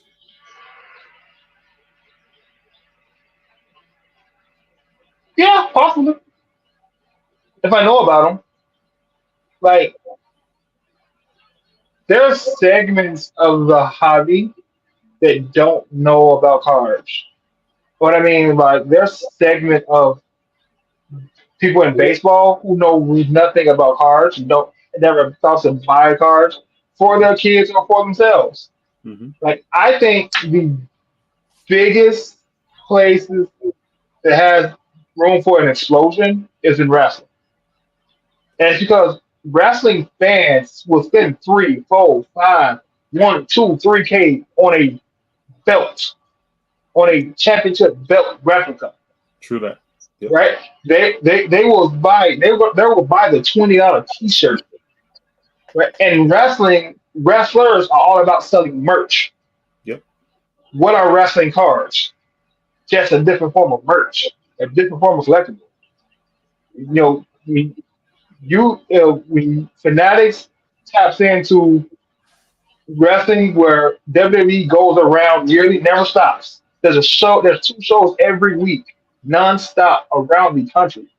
When they start selling cards in the concessions, they start selling cards, those meet and greets, you're going to see that's where you talk about exponentially getting new people in and 10xing the hobby. That's where you're going to see that happening next year because you see them doing it in baseball. You have car shops in baseball stadiums. You got cars that giving away in some stadiums to young fans. When they do that in other segments of wrestling of cards that people don't think about it at, when they start doing that in soccer, when they start doing that in F1, and these fans who will spend money, these fans spend money on that what they go to watch, what they go to be entertained in, and you educate them and enlighten them on the value, the reason for why cars in that segment are good. Like, look at that Fest. They got a lot of wrestlers signing, a lot of wrestlers coming. And WWE's in a hot phase. But a lot of wrestling groups who don't know, hey, they're actually cars that are worth money. And they're good to have. Know nothing about them. True. That's true.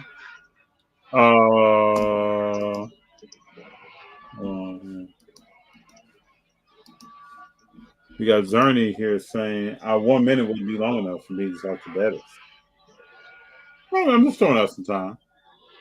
I just always kick around is that whatever time you have to experience with a player enough to jump shot or the jump shoot like you out there, jumpstart your dive into the hobby itself.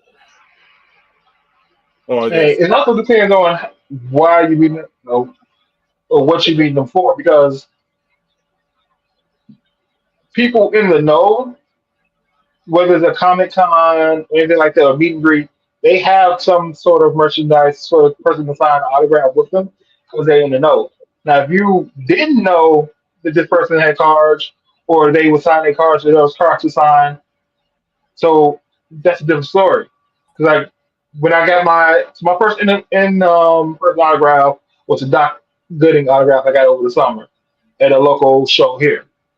And they were set. Hey, you didn't have a card, you didn't have a picture. They had them right there for sale.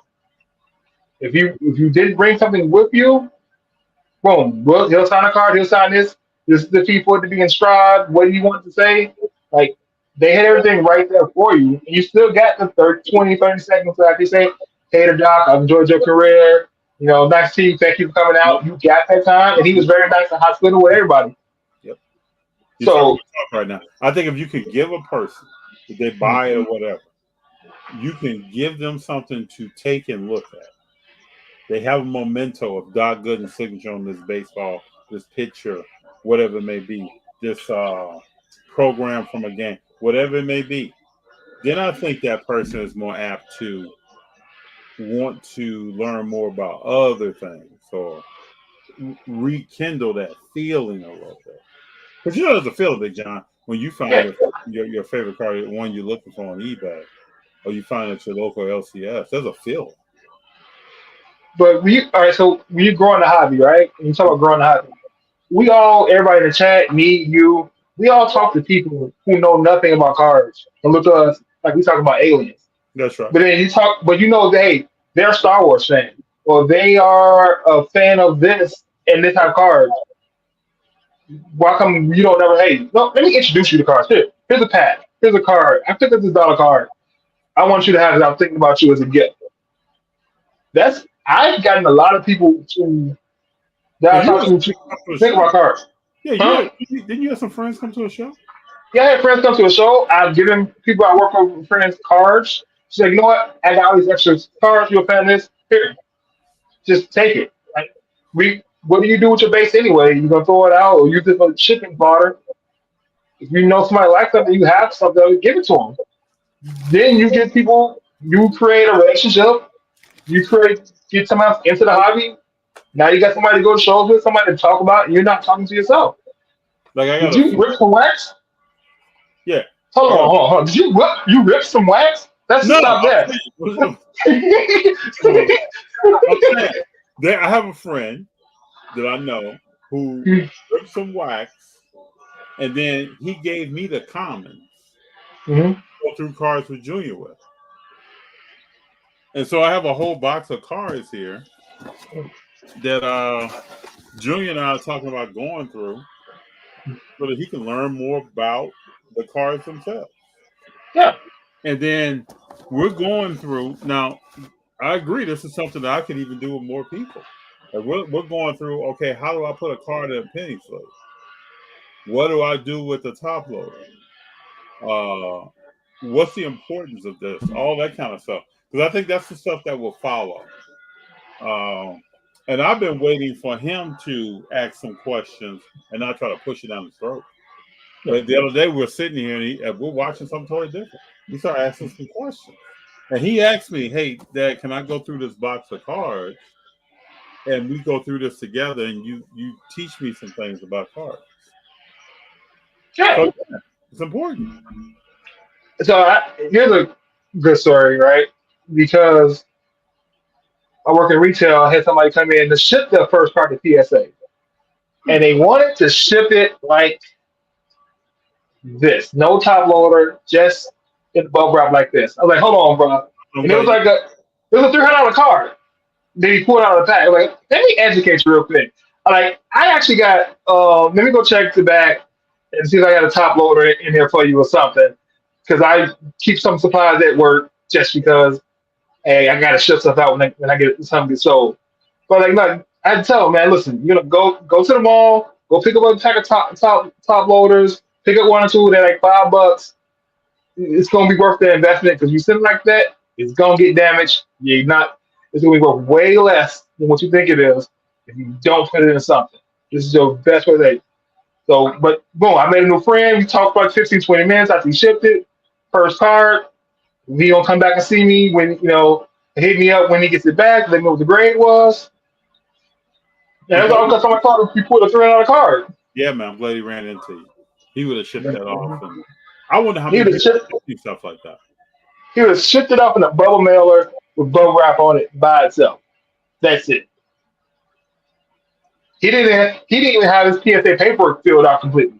I was like, hold on, let me just slow down let me go through this whole thing with you, man, real quick. I got 5 minutes. We're not even busy. Let me just help you out, man. That's wild. But I bet you there's a lot of people that are doing it. And I will say this: when I first sat down with my first submission, reading through how to send it, it was a little overwhelming to me. Yeah. This was years ago, back when they had the carbon paper. This wasn't like now when you're inserting something online and you print. No, this was back when. That's why I was like, man, I'm not doing this. So when I'm sending stuff and I'm going through PC Sports Cards for grades at the time, and I'm like, why is QA2 taking so long? I'm going back. Did I put them in order? Did I put the cards in order? Did I label them right? Let me go look at the picture I put versus the notes on what I put it as. Like, why is it taking an extra 2 weeks to go through QA check 2? I must have did something wrong with my order because if it's not in the order it's supposed to be, you got the card you put in 9th, 8th, it's gonna slow up your submission. Something that simple will slow up your submission. And you have to do everything on your end. And while on the outside don't seem like it matters that much, it's just out of order by one card. No, it matters to the TSA because they have a process. And you're slowing down their process. Some of the most organized, detailed people are folks that I've met and known in the hobby. Details matter. Yep.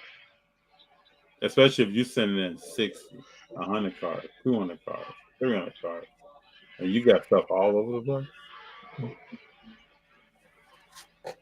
It gets crazy, people. Big Jon on point with the wrestling idea. If they had cards pre-signed and passed them out, it would be a game changer. Now, see, George is saying you got to leave the people with a keepsake. I think that changes the thing. That change, and I haven't seen that yet, but I think we're going to see that. We have to see that. So, the marketing person, somebody from marketing did an interview with Sports Card Nonsense, and they said that they estimated that the hobby has about 50 million collectors of some sort and kind, from all ages. And when they came to Cincinnati, they only thought it was about at most $5 million. 50 million. Yeah, that's what they said. The research they did about 50 million. Now, It's some sort. That's collected in some line of the hobby. I agree with that because I know people I work with that have baseball cards in the shoebox. Yeah, That person is technically a collector.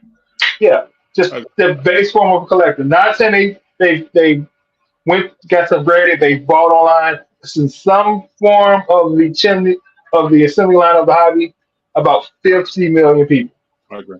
So how many people came to the national? I don't think the official numbers came out, but I think it's like 40, probably 40, 50,000. I'm always surprised it's not more than that. I mean, you can't think a lot of people didn't come to Cleveland from the East Coast, from the West Coast. Oh yeah, a lot of people I know, several people I know, did not make that trip, including I did not make that trip. But I think it's more because of I gotta fly, gotta get a hotel, gotta get a rental. And then they gotta gas the rental.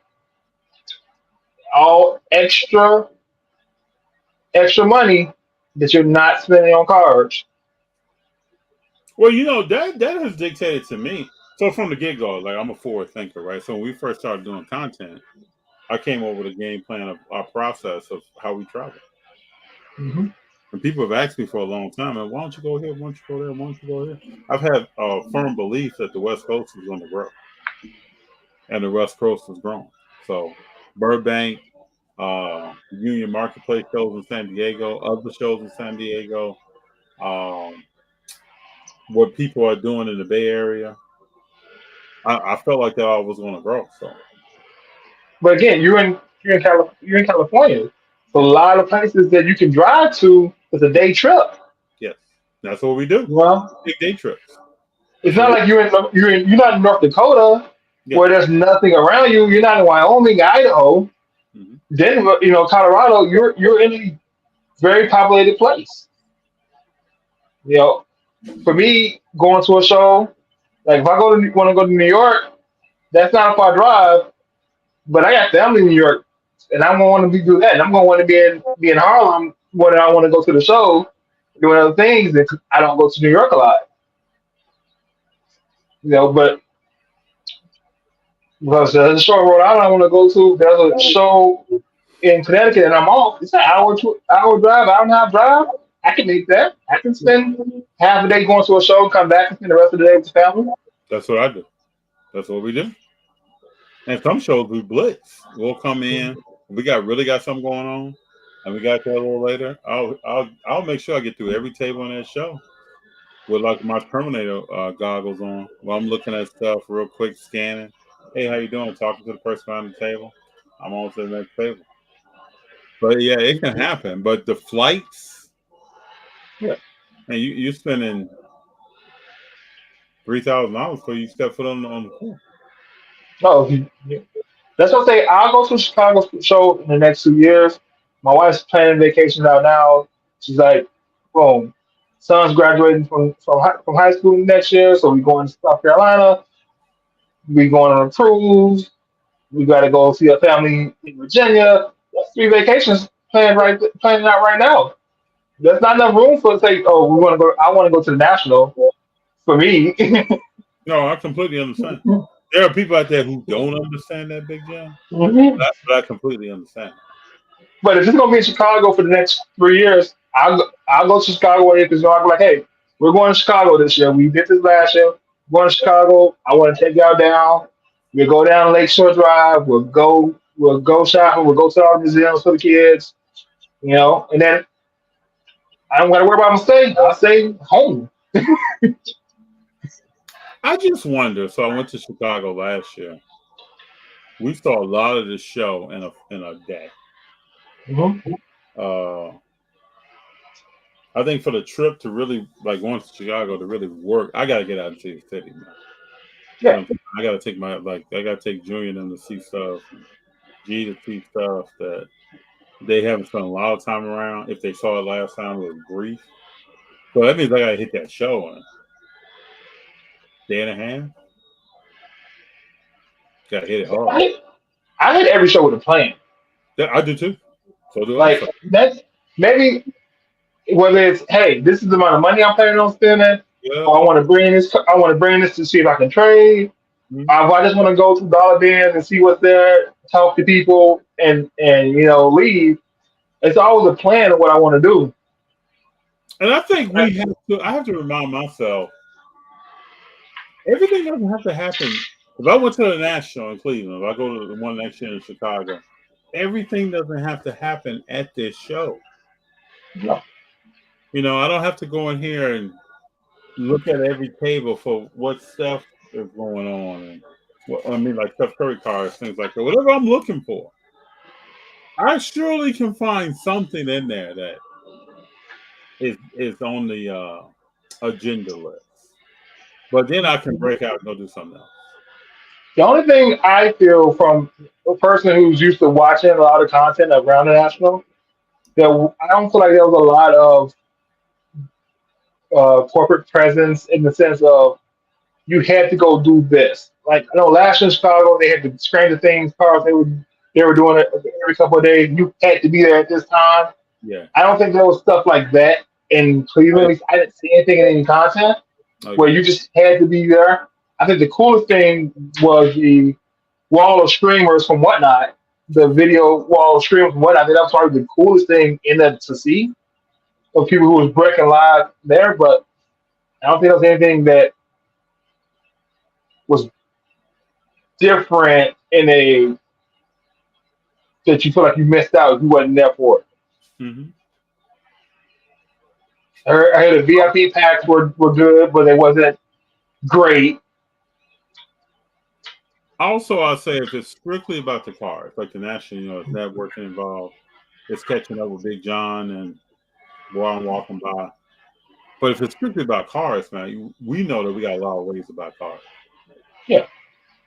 Bunch of avenues about cars. So it's about meeting and greeting and talking to people. And I think if you give me a full day, Big Jon, because I can put my wheels, I can move around. If you give me a full day at the show, get there early at the show and at the trade night, and then you give me the next morning, where I'm gonna hit a lot of that stuff. Yeah, I think the National is more about that community, the friends, the network. I don't even want to say networking. I talk to you every day online. Let me meet you in person. Let's actually pick it. Or boom, I listen to this podcast every week. I want to meet this person finally because I know they're gonna be there. It's a convention. It's that morale building, that motivating. It's that motivating morale that hey, this hobby and these communities that I'm a part of are actually real thing. I agree. I'm not behind my computer on my phone listening and saying I'm a part of the community. I actually am part of the community. Yeah, I'm rubbing shoulders with people. I'm there. We're laughing and joke at the same time. Yeah, I agree.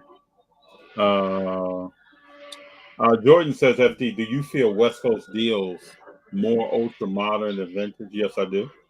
I've been to several shows. You'll find your pockets of vintage, but modern is more prevalent. And 90s cars, early 2000s, compared to Midwest and East Coast. I believe so. I grew up in Chicago. I saw a lot of vintage at shows, LTSs, more than I do out here, by far. And that's another thing that's at the National. There are tables of vintage. There are tables of some gems. So if you find that stuff in your budget, it is sitting right in front of you. People tell me all the time, hey, you can't find every car at the National. I've been to the National, and the stuff that I'm interested in, the stuff that I think is high end and next level, I'm sitting right in front of it. I've never missed.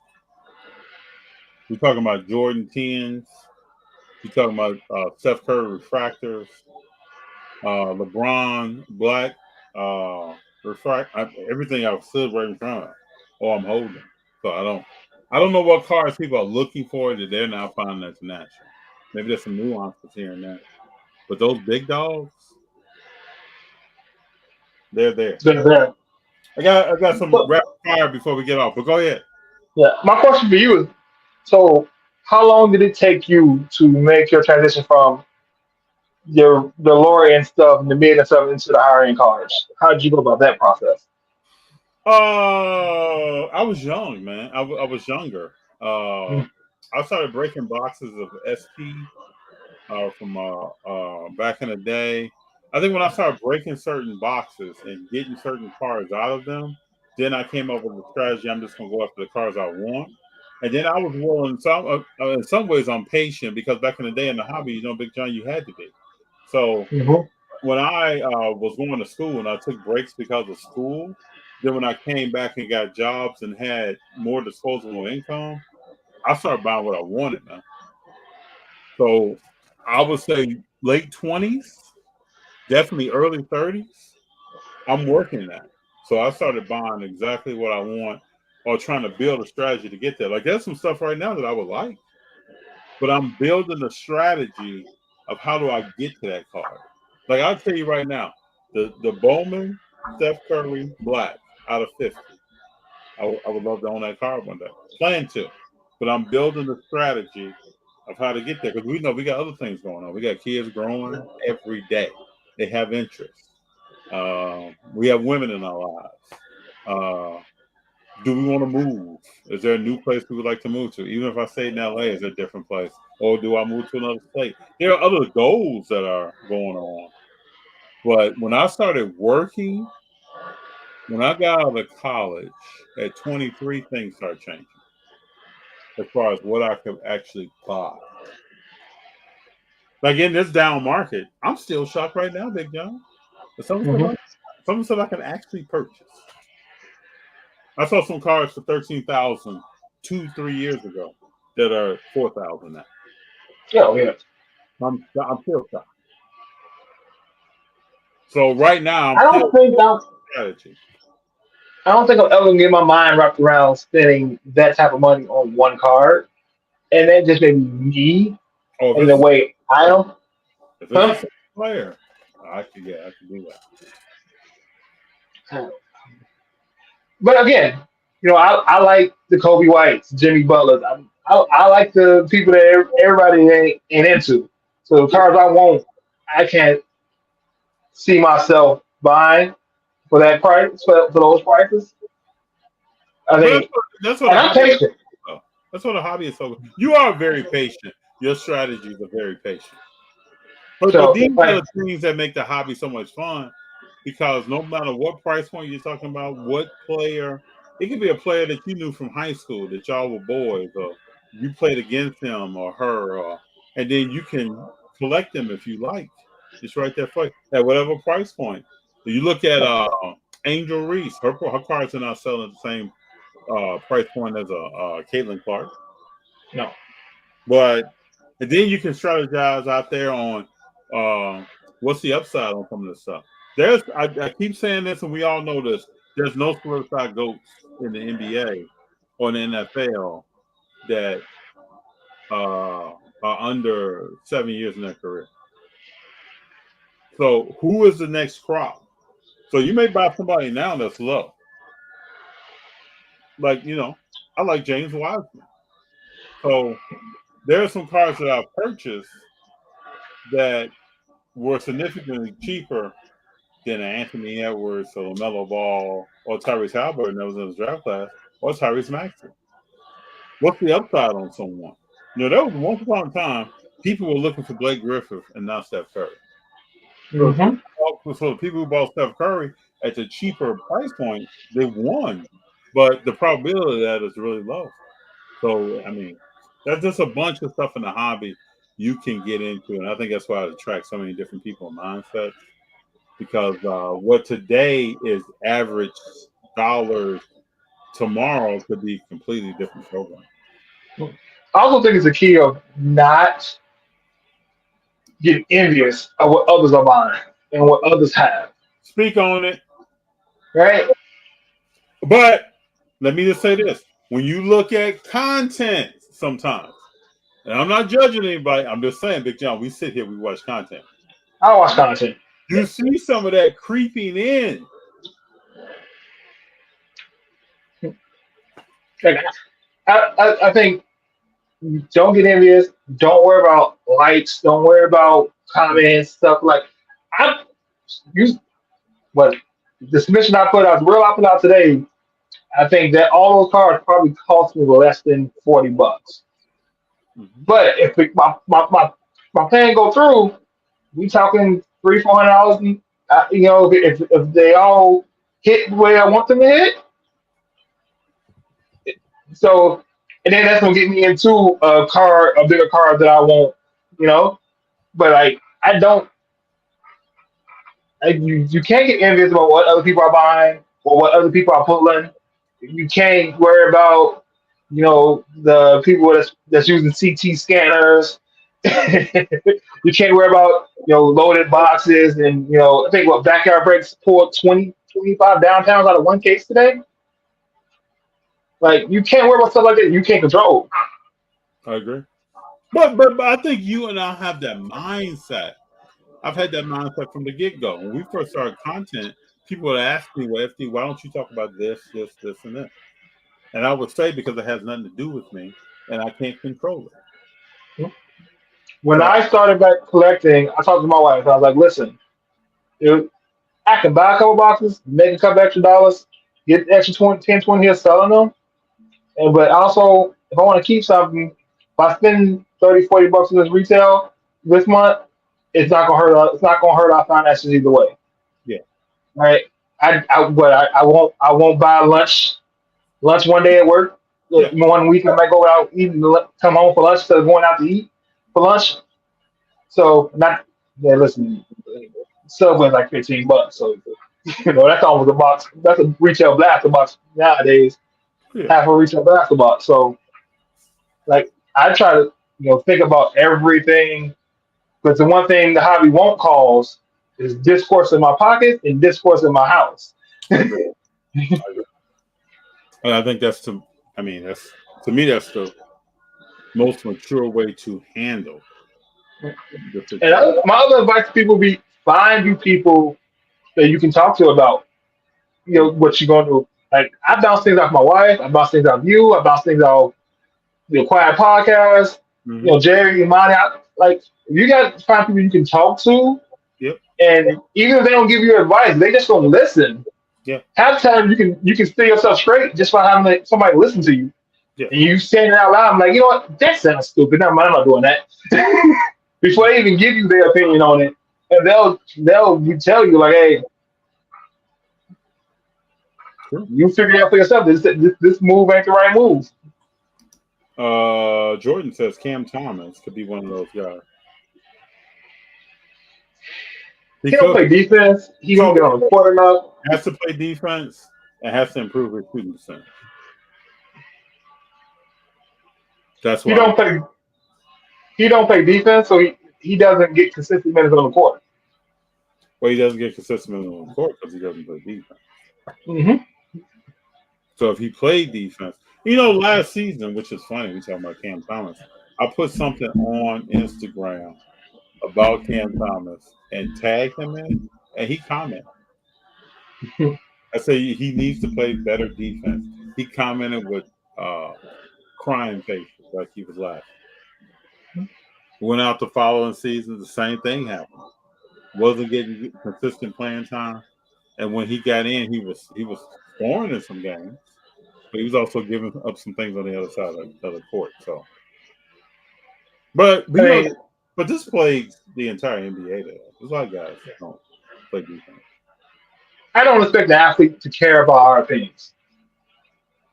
I don't. But more do than no, Big Jon. Yeah, but I would expect somebody to cry. I expect a KD reaction to somebody saying something. I mean, obviously, they're the expert in their field, not us. I agree.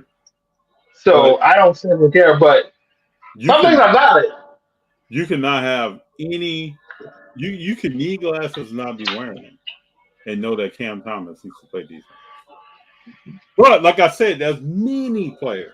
And what shocks me today in the NBA is that you have guards that don't shoot well. And you're playing point or the two, and you don't shoot well.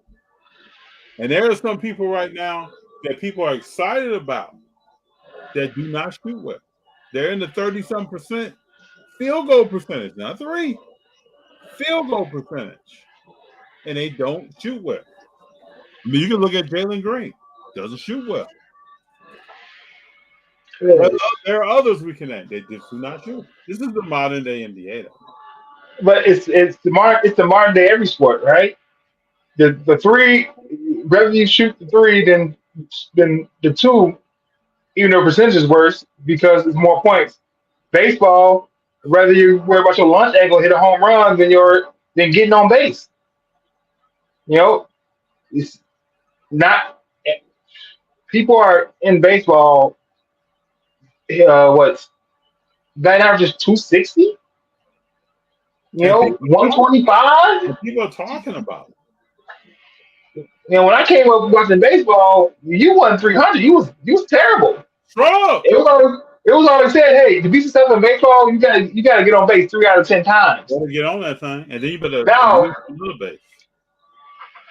Now it's extra velocity. Ricky Henderson was batting 250. Could you imagine Tony Gwynn batting 250? Bro. You know, Greg Maddux would survive in this league nowadays. He didn't throw 100 miles an hour. He just pitched. It's wild out here. Some of the stuff I see, I'm like, is that what we're talking about? Is that really what we're talking about? But then people say, well, FG times have changed. But when I see people going to the finals, I don't feel a lot of change. I see change 82 games a season. But when I get to the playoffs, I see defense being applied.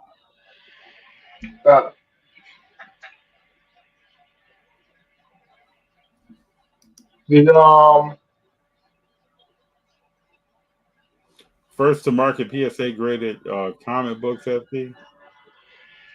Gonna change the game, man. New pop report. What's the new pop report? Well, I guess they're saying PSA is grading comics now. Oh yeah, I've seen that. Yeah. So now you have a PSA pop report. I get graded comics magazines, but I still want to read them. Well, you know, there are people out there that will never grade a comic book. They won't. So I went to a comic book store one time where I live, and I asked, "You got any graded comic books?" Dude behind the counter was looking like. Took him a while. Took him a while to even answer me. It was like, "We got some on consignment." He was like this. "We have some on consignment down there, but that's not what we." He said, "That's not what we do here." You know, I have an old school comic book store in town. I took my daughter there, and she was just amazed at all the comics and stuff. But yeah, there were no graded comic books in there.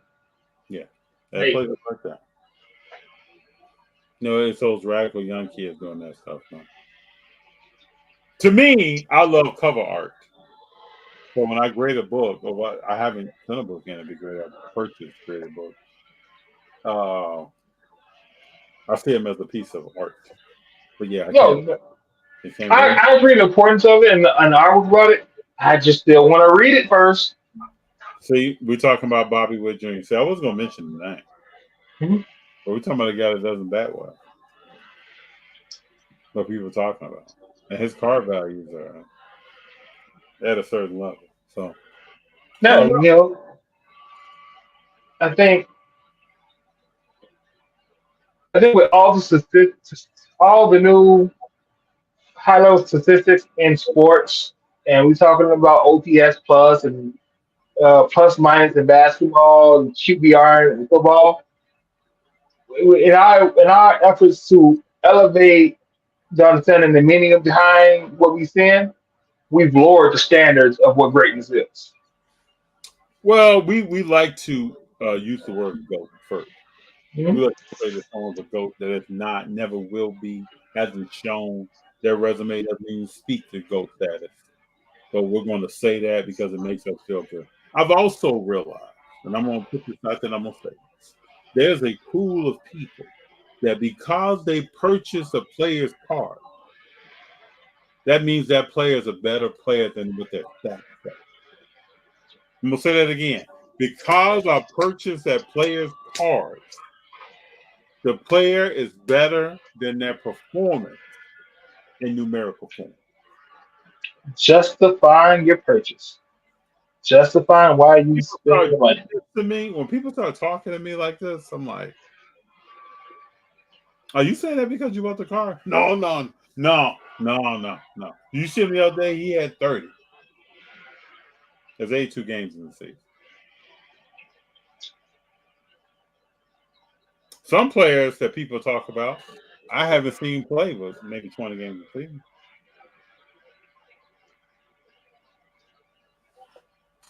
How does one Big Jon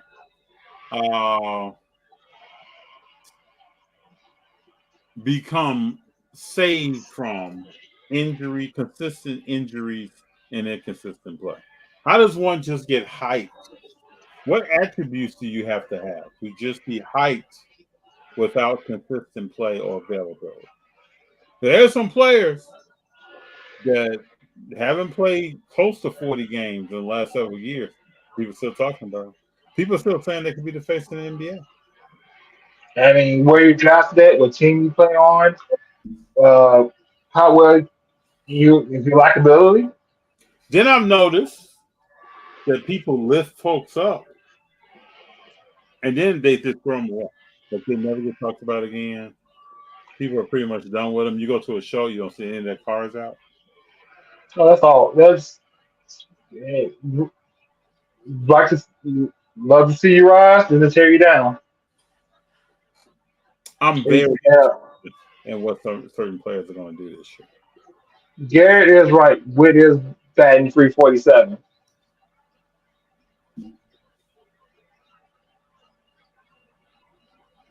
What's a good player? But I mean, we got 12 people in the MLB batting over 300 this year so far. What do you think about that?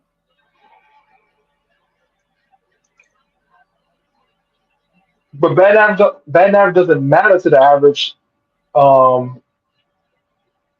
new fan now when it comes to specific advanced stats because you want what is your exit velocity? Your star players, you care about you hitting home runs. Your exit velocity. Aaron Judge, Shohei Ohtani, Juan Soto. It's okay if you're going to bat 240 if they're going to hit 40 bombs. That's why people love Nate Castellanos and Cal Sherber. They're going to hit bombs. They're going to hit 30, 40 bombs, and they're going to bat 147. They're going to bat to low 200s. Brendan says, got to ask how many restored comic books will pass through the eyes of PSI and grade much higher because of the different grading stuff. True. I mean, I don't know. A lot. Well, yeah, I would think so because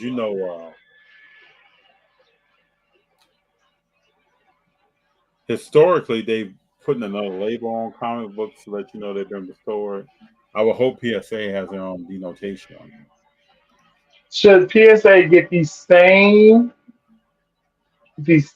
scrutiny as a new company, since they're going to be a new company grading comic books, as a new company coming in trying to grade cards?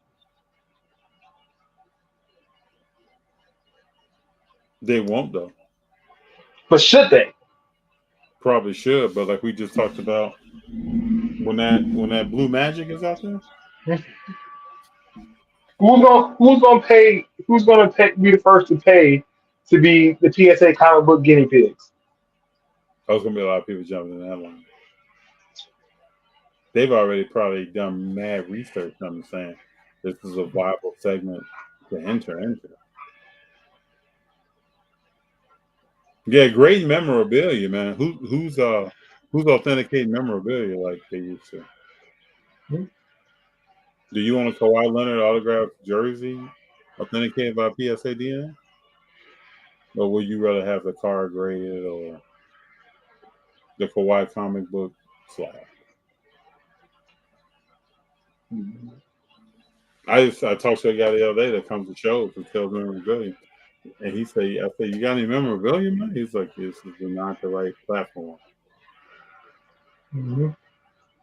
I never forget I was at a show. Guys went going with a Fram Kareem jersey. This was years ago. When we first started doing content. You couldn't anybody want to buy this, and his price was something crazy. $500 or something. It was something crazy low. And nobody in that show. People looked at it. Man, that's cool. Kept walking. None of my teens in 20, they didn't want. Whatever. Listen, some things you got to be in the right room. Yeah, you got to be find your market. 9 gold glove, Triple Crown. He collects. He won the last 2 games for the Royals in the late Grand Slam Monday night. I am a Bobby Witt fan. Right, the man can play some ball. He should be a Gold Glover. He's a great young star. You're not gonna get any dissent from me when it comes to Bobby Witt, man. But look at his cards. His cards are not selling the way Judge cards sell, the way Soto cards sell, the way Otani cards sell. Why do you think that is? One, he's in KC. 2, he doesn't hit the home runs at the same clip as those other players. He's at 20, 19 home runs. Judge is at 40, 39. Otani's at 32. Gunnar Henderson's at 28. And Gunnar Henderson's batting at 283. So also, let me just say that. Is it because he batted 254, 276, and now he's at 347? Now he's at 347, but 276. How many home runs did he have that year? Because I think he won Rookie of the Year. Yeah, 30. Right. So that's a respectable number for coming out of the shortstop. And 27, MLB would trade the 30 points in batting average for the home runs. So this year he has 15, but he's batting 347. Yeah, this is not. You look at last year, Luis Ariz was flirting with, and sometimes the season's flirting with 400. He ended with 300 something, and no fanfare, no real collectability, nobody talking about him in the hobby. Right? You say what you want about the steroid era, but home runs is what's popular. Home runs and strikeouts. That's what's popular in baseball. So what about De La Cruz? He's electric. Electric. There's not a highlight of his that I don't love to see. He can play defense, but he strikes out a lot. 55 stolen bases is impressive. Mm-hmm. Strikeouts, 138 last year, 144. What's his average here? 249, 263 this year. So he's already at 55 stolen bases. He's stolen home, I think, about 2 or 3 times this year. If he got on base, if he was averaging 300 and getting on base more, he's going to go from first to third in two pitches. He's a player that if we're talking about old school baseball, get on first, steal second, get you a single or double, get you home. You single to short center, he can get home from second base. He's that quick. Show hell time.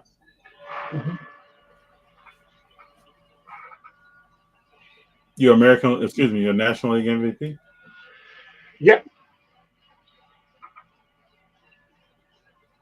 82 hits in 104 games. Look at this OPS. Look at this OPS. 1.35, yeah.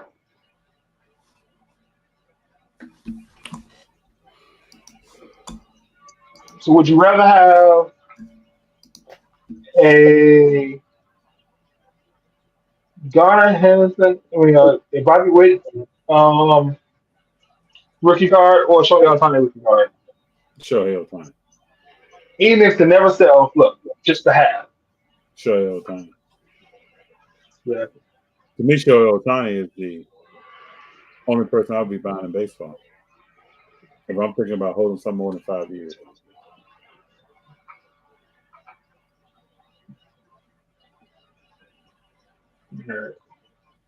That's You got just anything else when we finish? no. I got some names. Wemby, what you think? Second year. What are you coming with? The same. Barring injury, just gonna keep going up. I still ask this question: has the NBA ever seen a man over 7'4" that had a long career? No. But new age NBA. You cracked me up, man. No, I love it. Mm-hmm. Jamal Fowles. Put the polish on the greatness. Yeah. You can put her next to Serena as one of the greatest athletes of all time. All time, bro. Like you can put her right next to Serena. You think Wemby, going back to Wemby, you think he's defensive player of the year this year? Yeah. So do I. The Pelicans, are they a title contender? Because they got Jonte? No. Nope. People are getting hyped. You can get hyped because Zion, I want to see him make it through that whole season and the playoffs. And CJ. And where's B.I. at? Is he still there? Is he going to be there? Yeah, he's still there. So we'll see. PSA has a regrade service, so you can click a button, send your card in, have them crack it out, regrade it. Let's just get extra money. Pardon me? Let's just get extra money. Yeah, right? Let's create another revenue stream. I just don't understand why I wouldn't do that myself.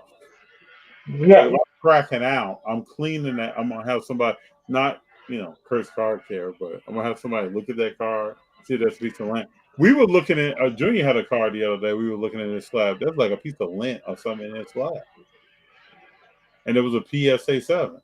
Like, the card doesn't look horrible unless it has surface issues, but I did see a fragment of something in there. So I'm going to get that stuff out of there. Herbert. Super Bowl? No. AFC Championship? Nope.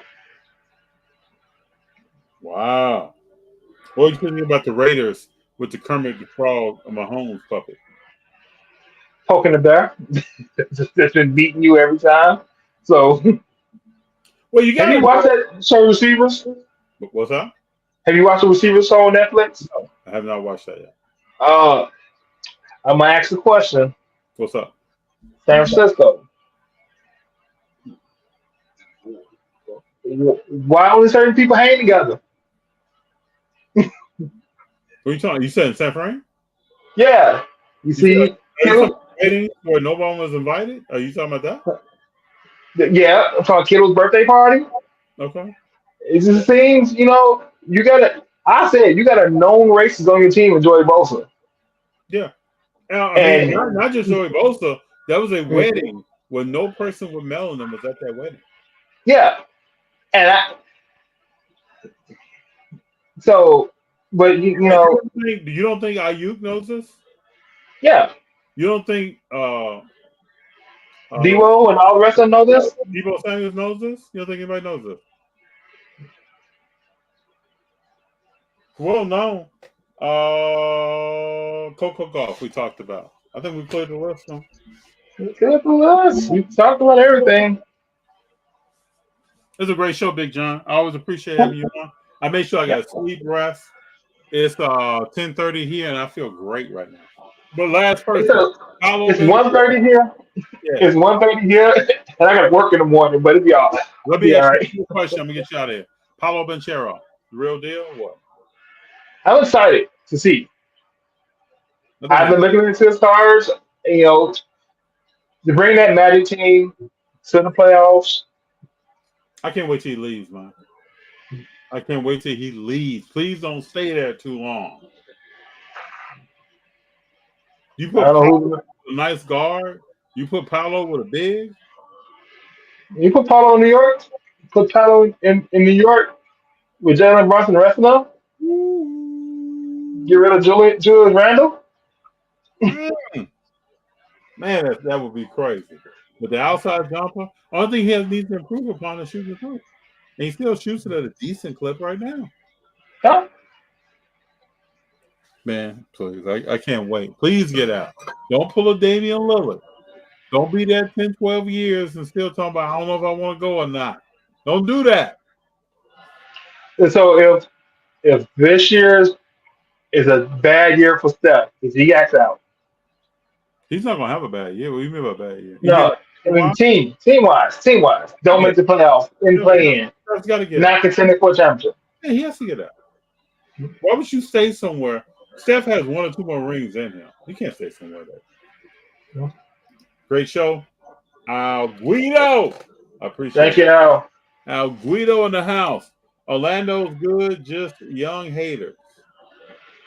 I don't know, man. I feel Oh, hating it. Just we hating on Orlando itself. Hey, you'll pay Franz Wagner. That's not gonna work out. Franz Wagner, man.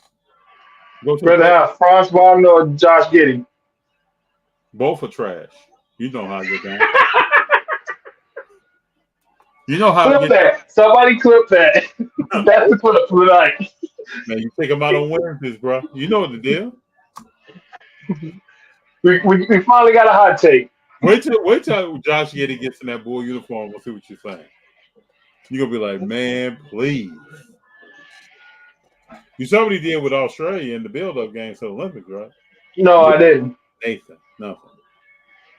Listen, I don't think he's gonna get on the court past AO and Kobe. So That's the game and plan. if Lonzo comes back, I don't think he makes the rotation. I agree. He's not. That's the game plan. I think it was a stupid trade, but then Zach LaVine's gonna play. Like if Lonzo comes back, I don't see where he fits in this rotation because you're not benching Kobe White after the year he had last year. No, he earned his starting job. Zach LaVine has to be moving a trade deadline. He got to move before the season started. Well, we hope so. I'm still understand what's up with Laurie Marketing. Bring him to the Bay. You can't start the season with this squad around Steph. Danny Ainge is going to fleece. Yeah, that's what he's trying to do. Words are trading from not trading from a position of power. Danny Ainge, if he's not going to trade you, he can't fleece you. You've seen that in Boston. That's right. You've seen that with the Rudy Gobert trade. If he can't fleece you, he ain't trading to you. He tried to fleece Jordan before when they went golfing, and then tore his ass up. So if he ain't gonna fleece you, you ain't getting it. So sacrifice your future. Would you give up B-Pod? Would you give up Kuminga? I wouldn't give up Kuminga. I'd probably give up B-Pods. Big Jon, let me ask you this. I feel like we've hit. Kuminga has banged his head against the seal for Kuminga. This is my opinion. What player would you name that you think Kuminga could grow to be? Brandon Ingram. You think he's gonna have in the post, turn around, jump shot, to cross you over, take you to the cup? You know Brandon Ingram. No, you know Brandon Ingram what he's bringing to the table. Yeah, and I think he can have Brandon Ingram. You think Kuminga is gonna be on that? If you get coached up. Oh, they didn't know what to do with Wild. So I don't know about that. You know he's gonna get coached. He's gonna be frustrated this year.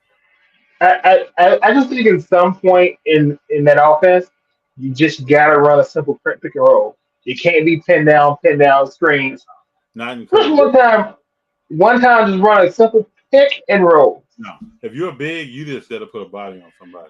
Open it up for these guards back here. Yeah. You're less than. That's why I said Joel Embiid. Look how he's playing in the Olympics. That's not his game, bro. It's not his game. When I look at, and I'm not making a direct comparison. I'm looking at body type and what they're good at. You look at Joel Embiid, you look at James Wiseman. They're never going to do well in that system. It's not happening. Even Bam, what do you see him doing these games? It's not for him, bro. But you know what? I realized myself, damn, I'm glad. I would like to play with you, but But Bam looked good in that first game. Right? He made some great passes. He hit some shots. He had to take a lot of energy. He even had some post moves. Yep.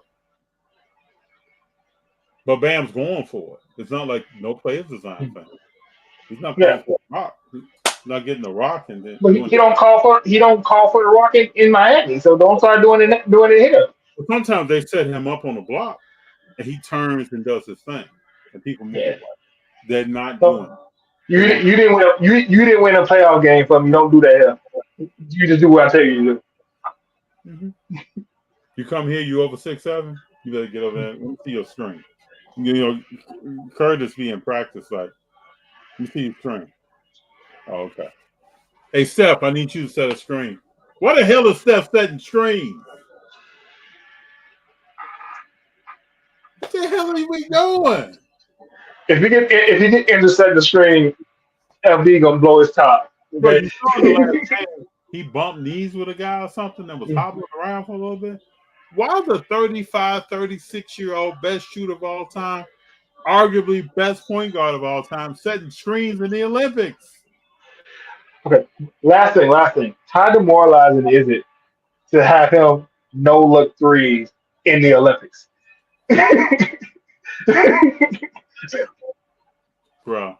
And you see the whole team? Yeah. Everybody's looking at the ball. Steph is walking the other way. Like, that's the coolest thing and got to be the most. It's already bad enough. Oh, they take LeBron out. Oh, here comes KD. But this man is hitting threes and not even looking at it? Not even looking at it, man. In the Olympics. This ain't the NBA. And some of those Serbian guys are trying to be physical. But what's up with the plus minus when the Joker sat down? So again? When Joker sat down, it was like minus 26. Yeah. Because there's a bunch of inches and did you see a bunch of inches getting frustrated pulling the jersey? Yeah. You gotta think about last 4 years of his career. He's won a championship, he's been 3-time MVP. He's used to playing with a much better quality team. Yeah, he's never winning another ring. I said this at the beginning of the season. Last year, he's never winning another ring.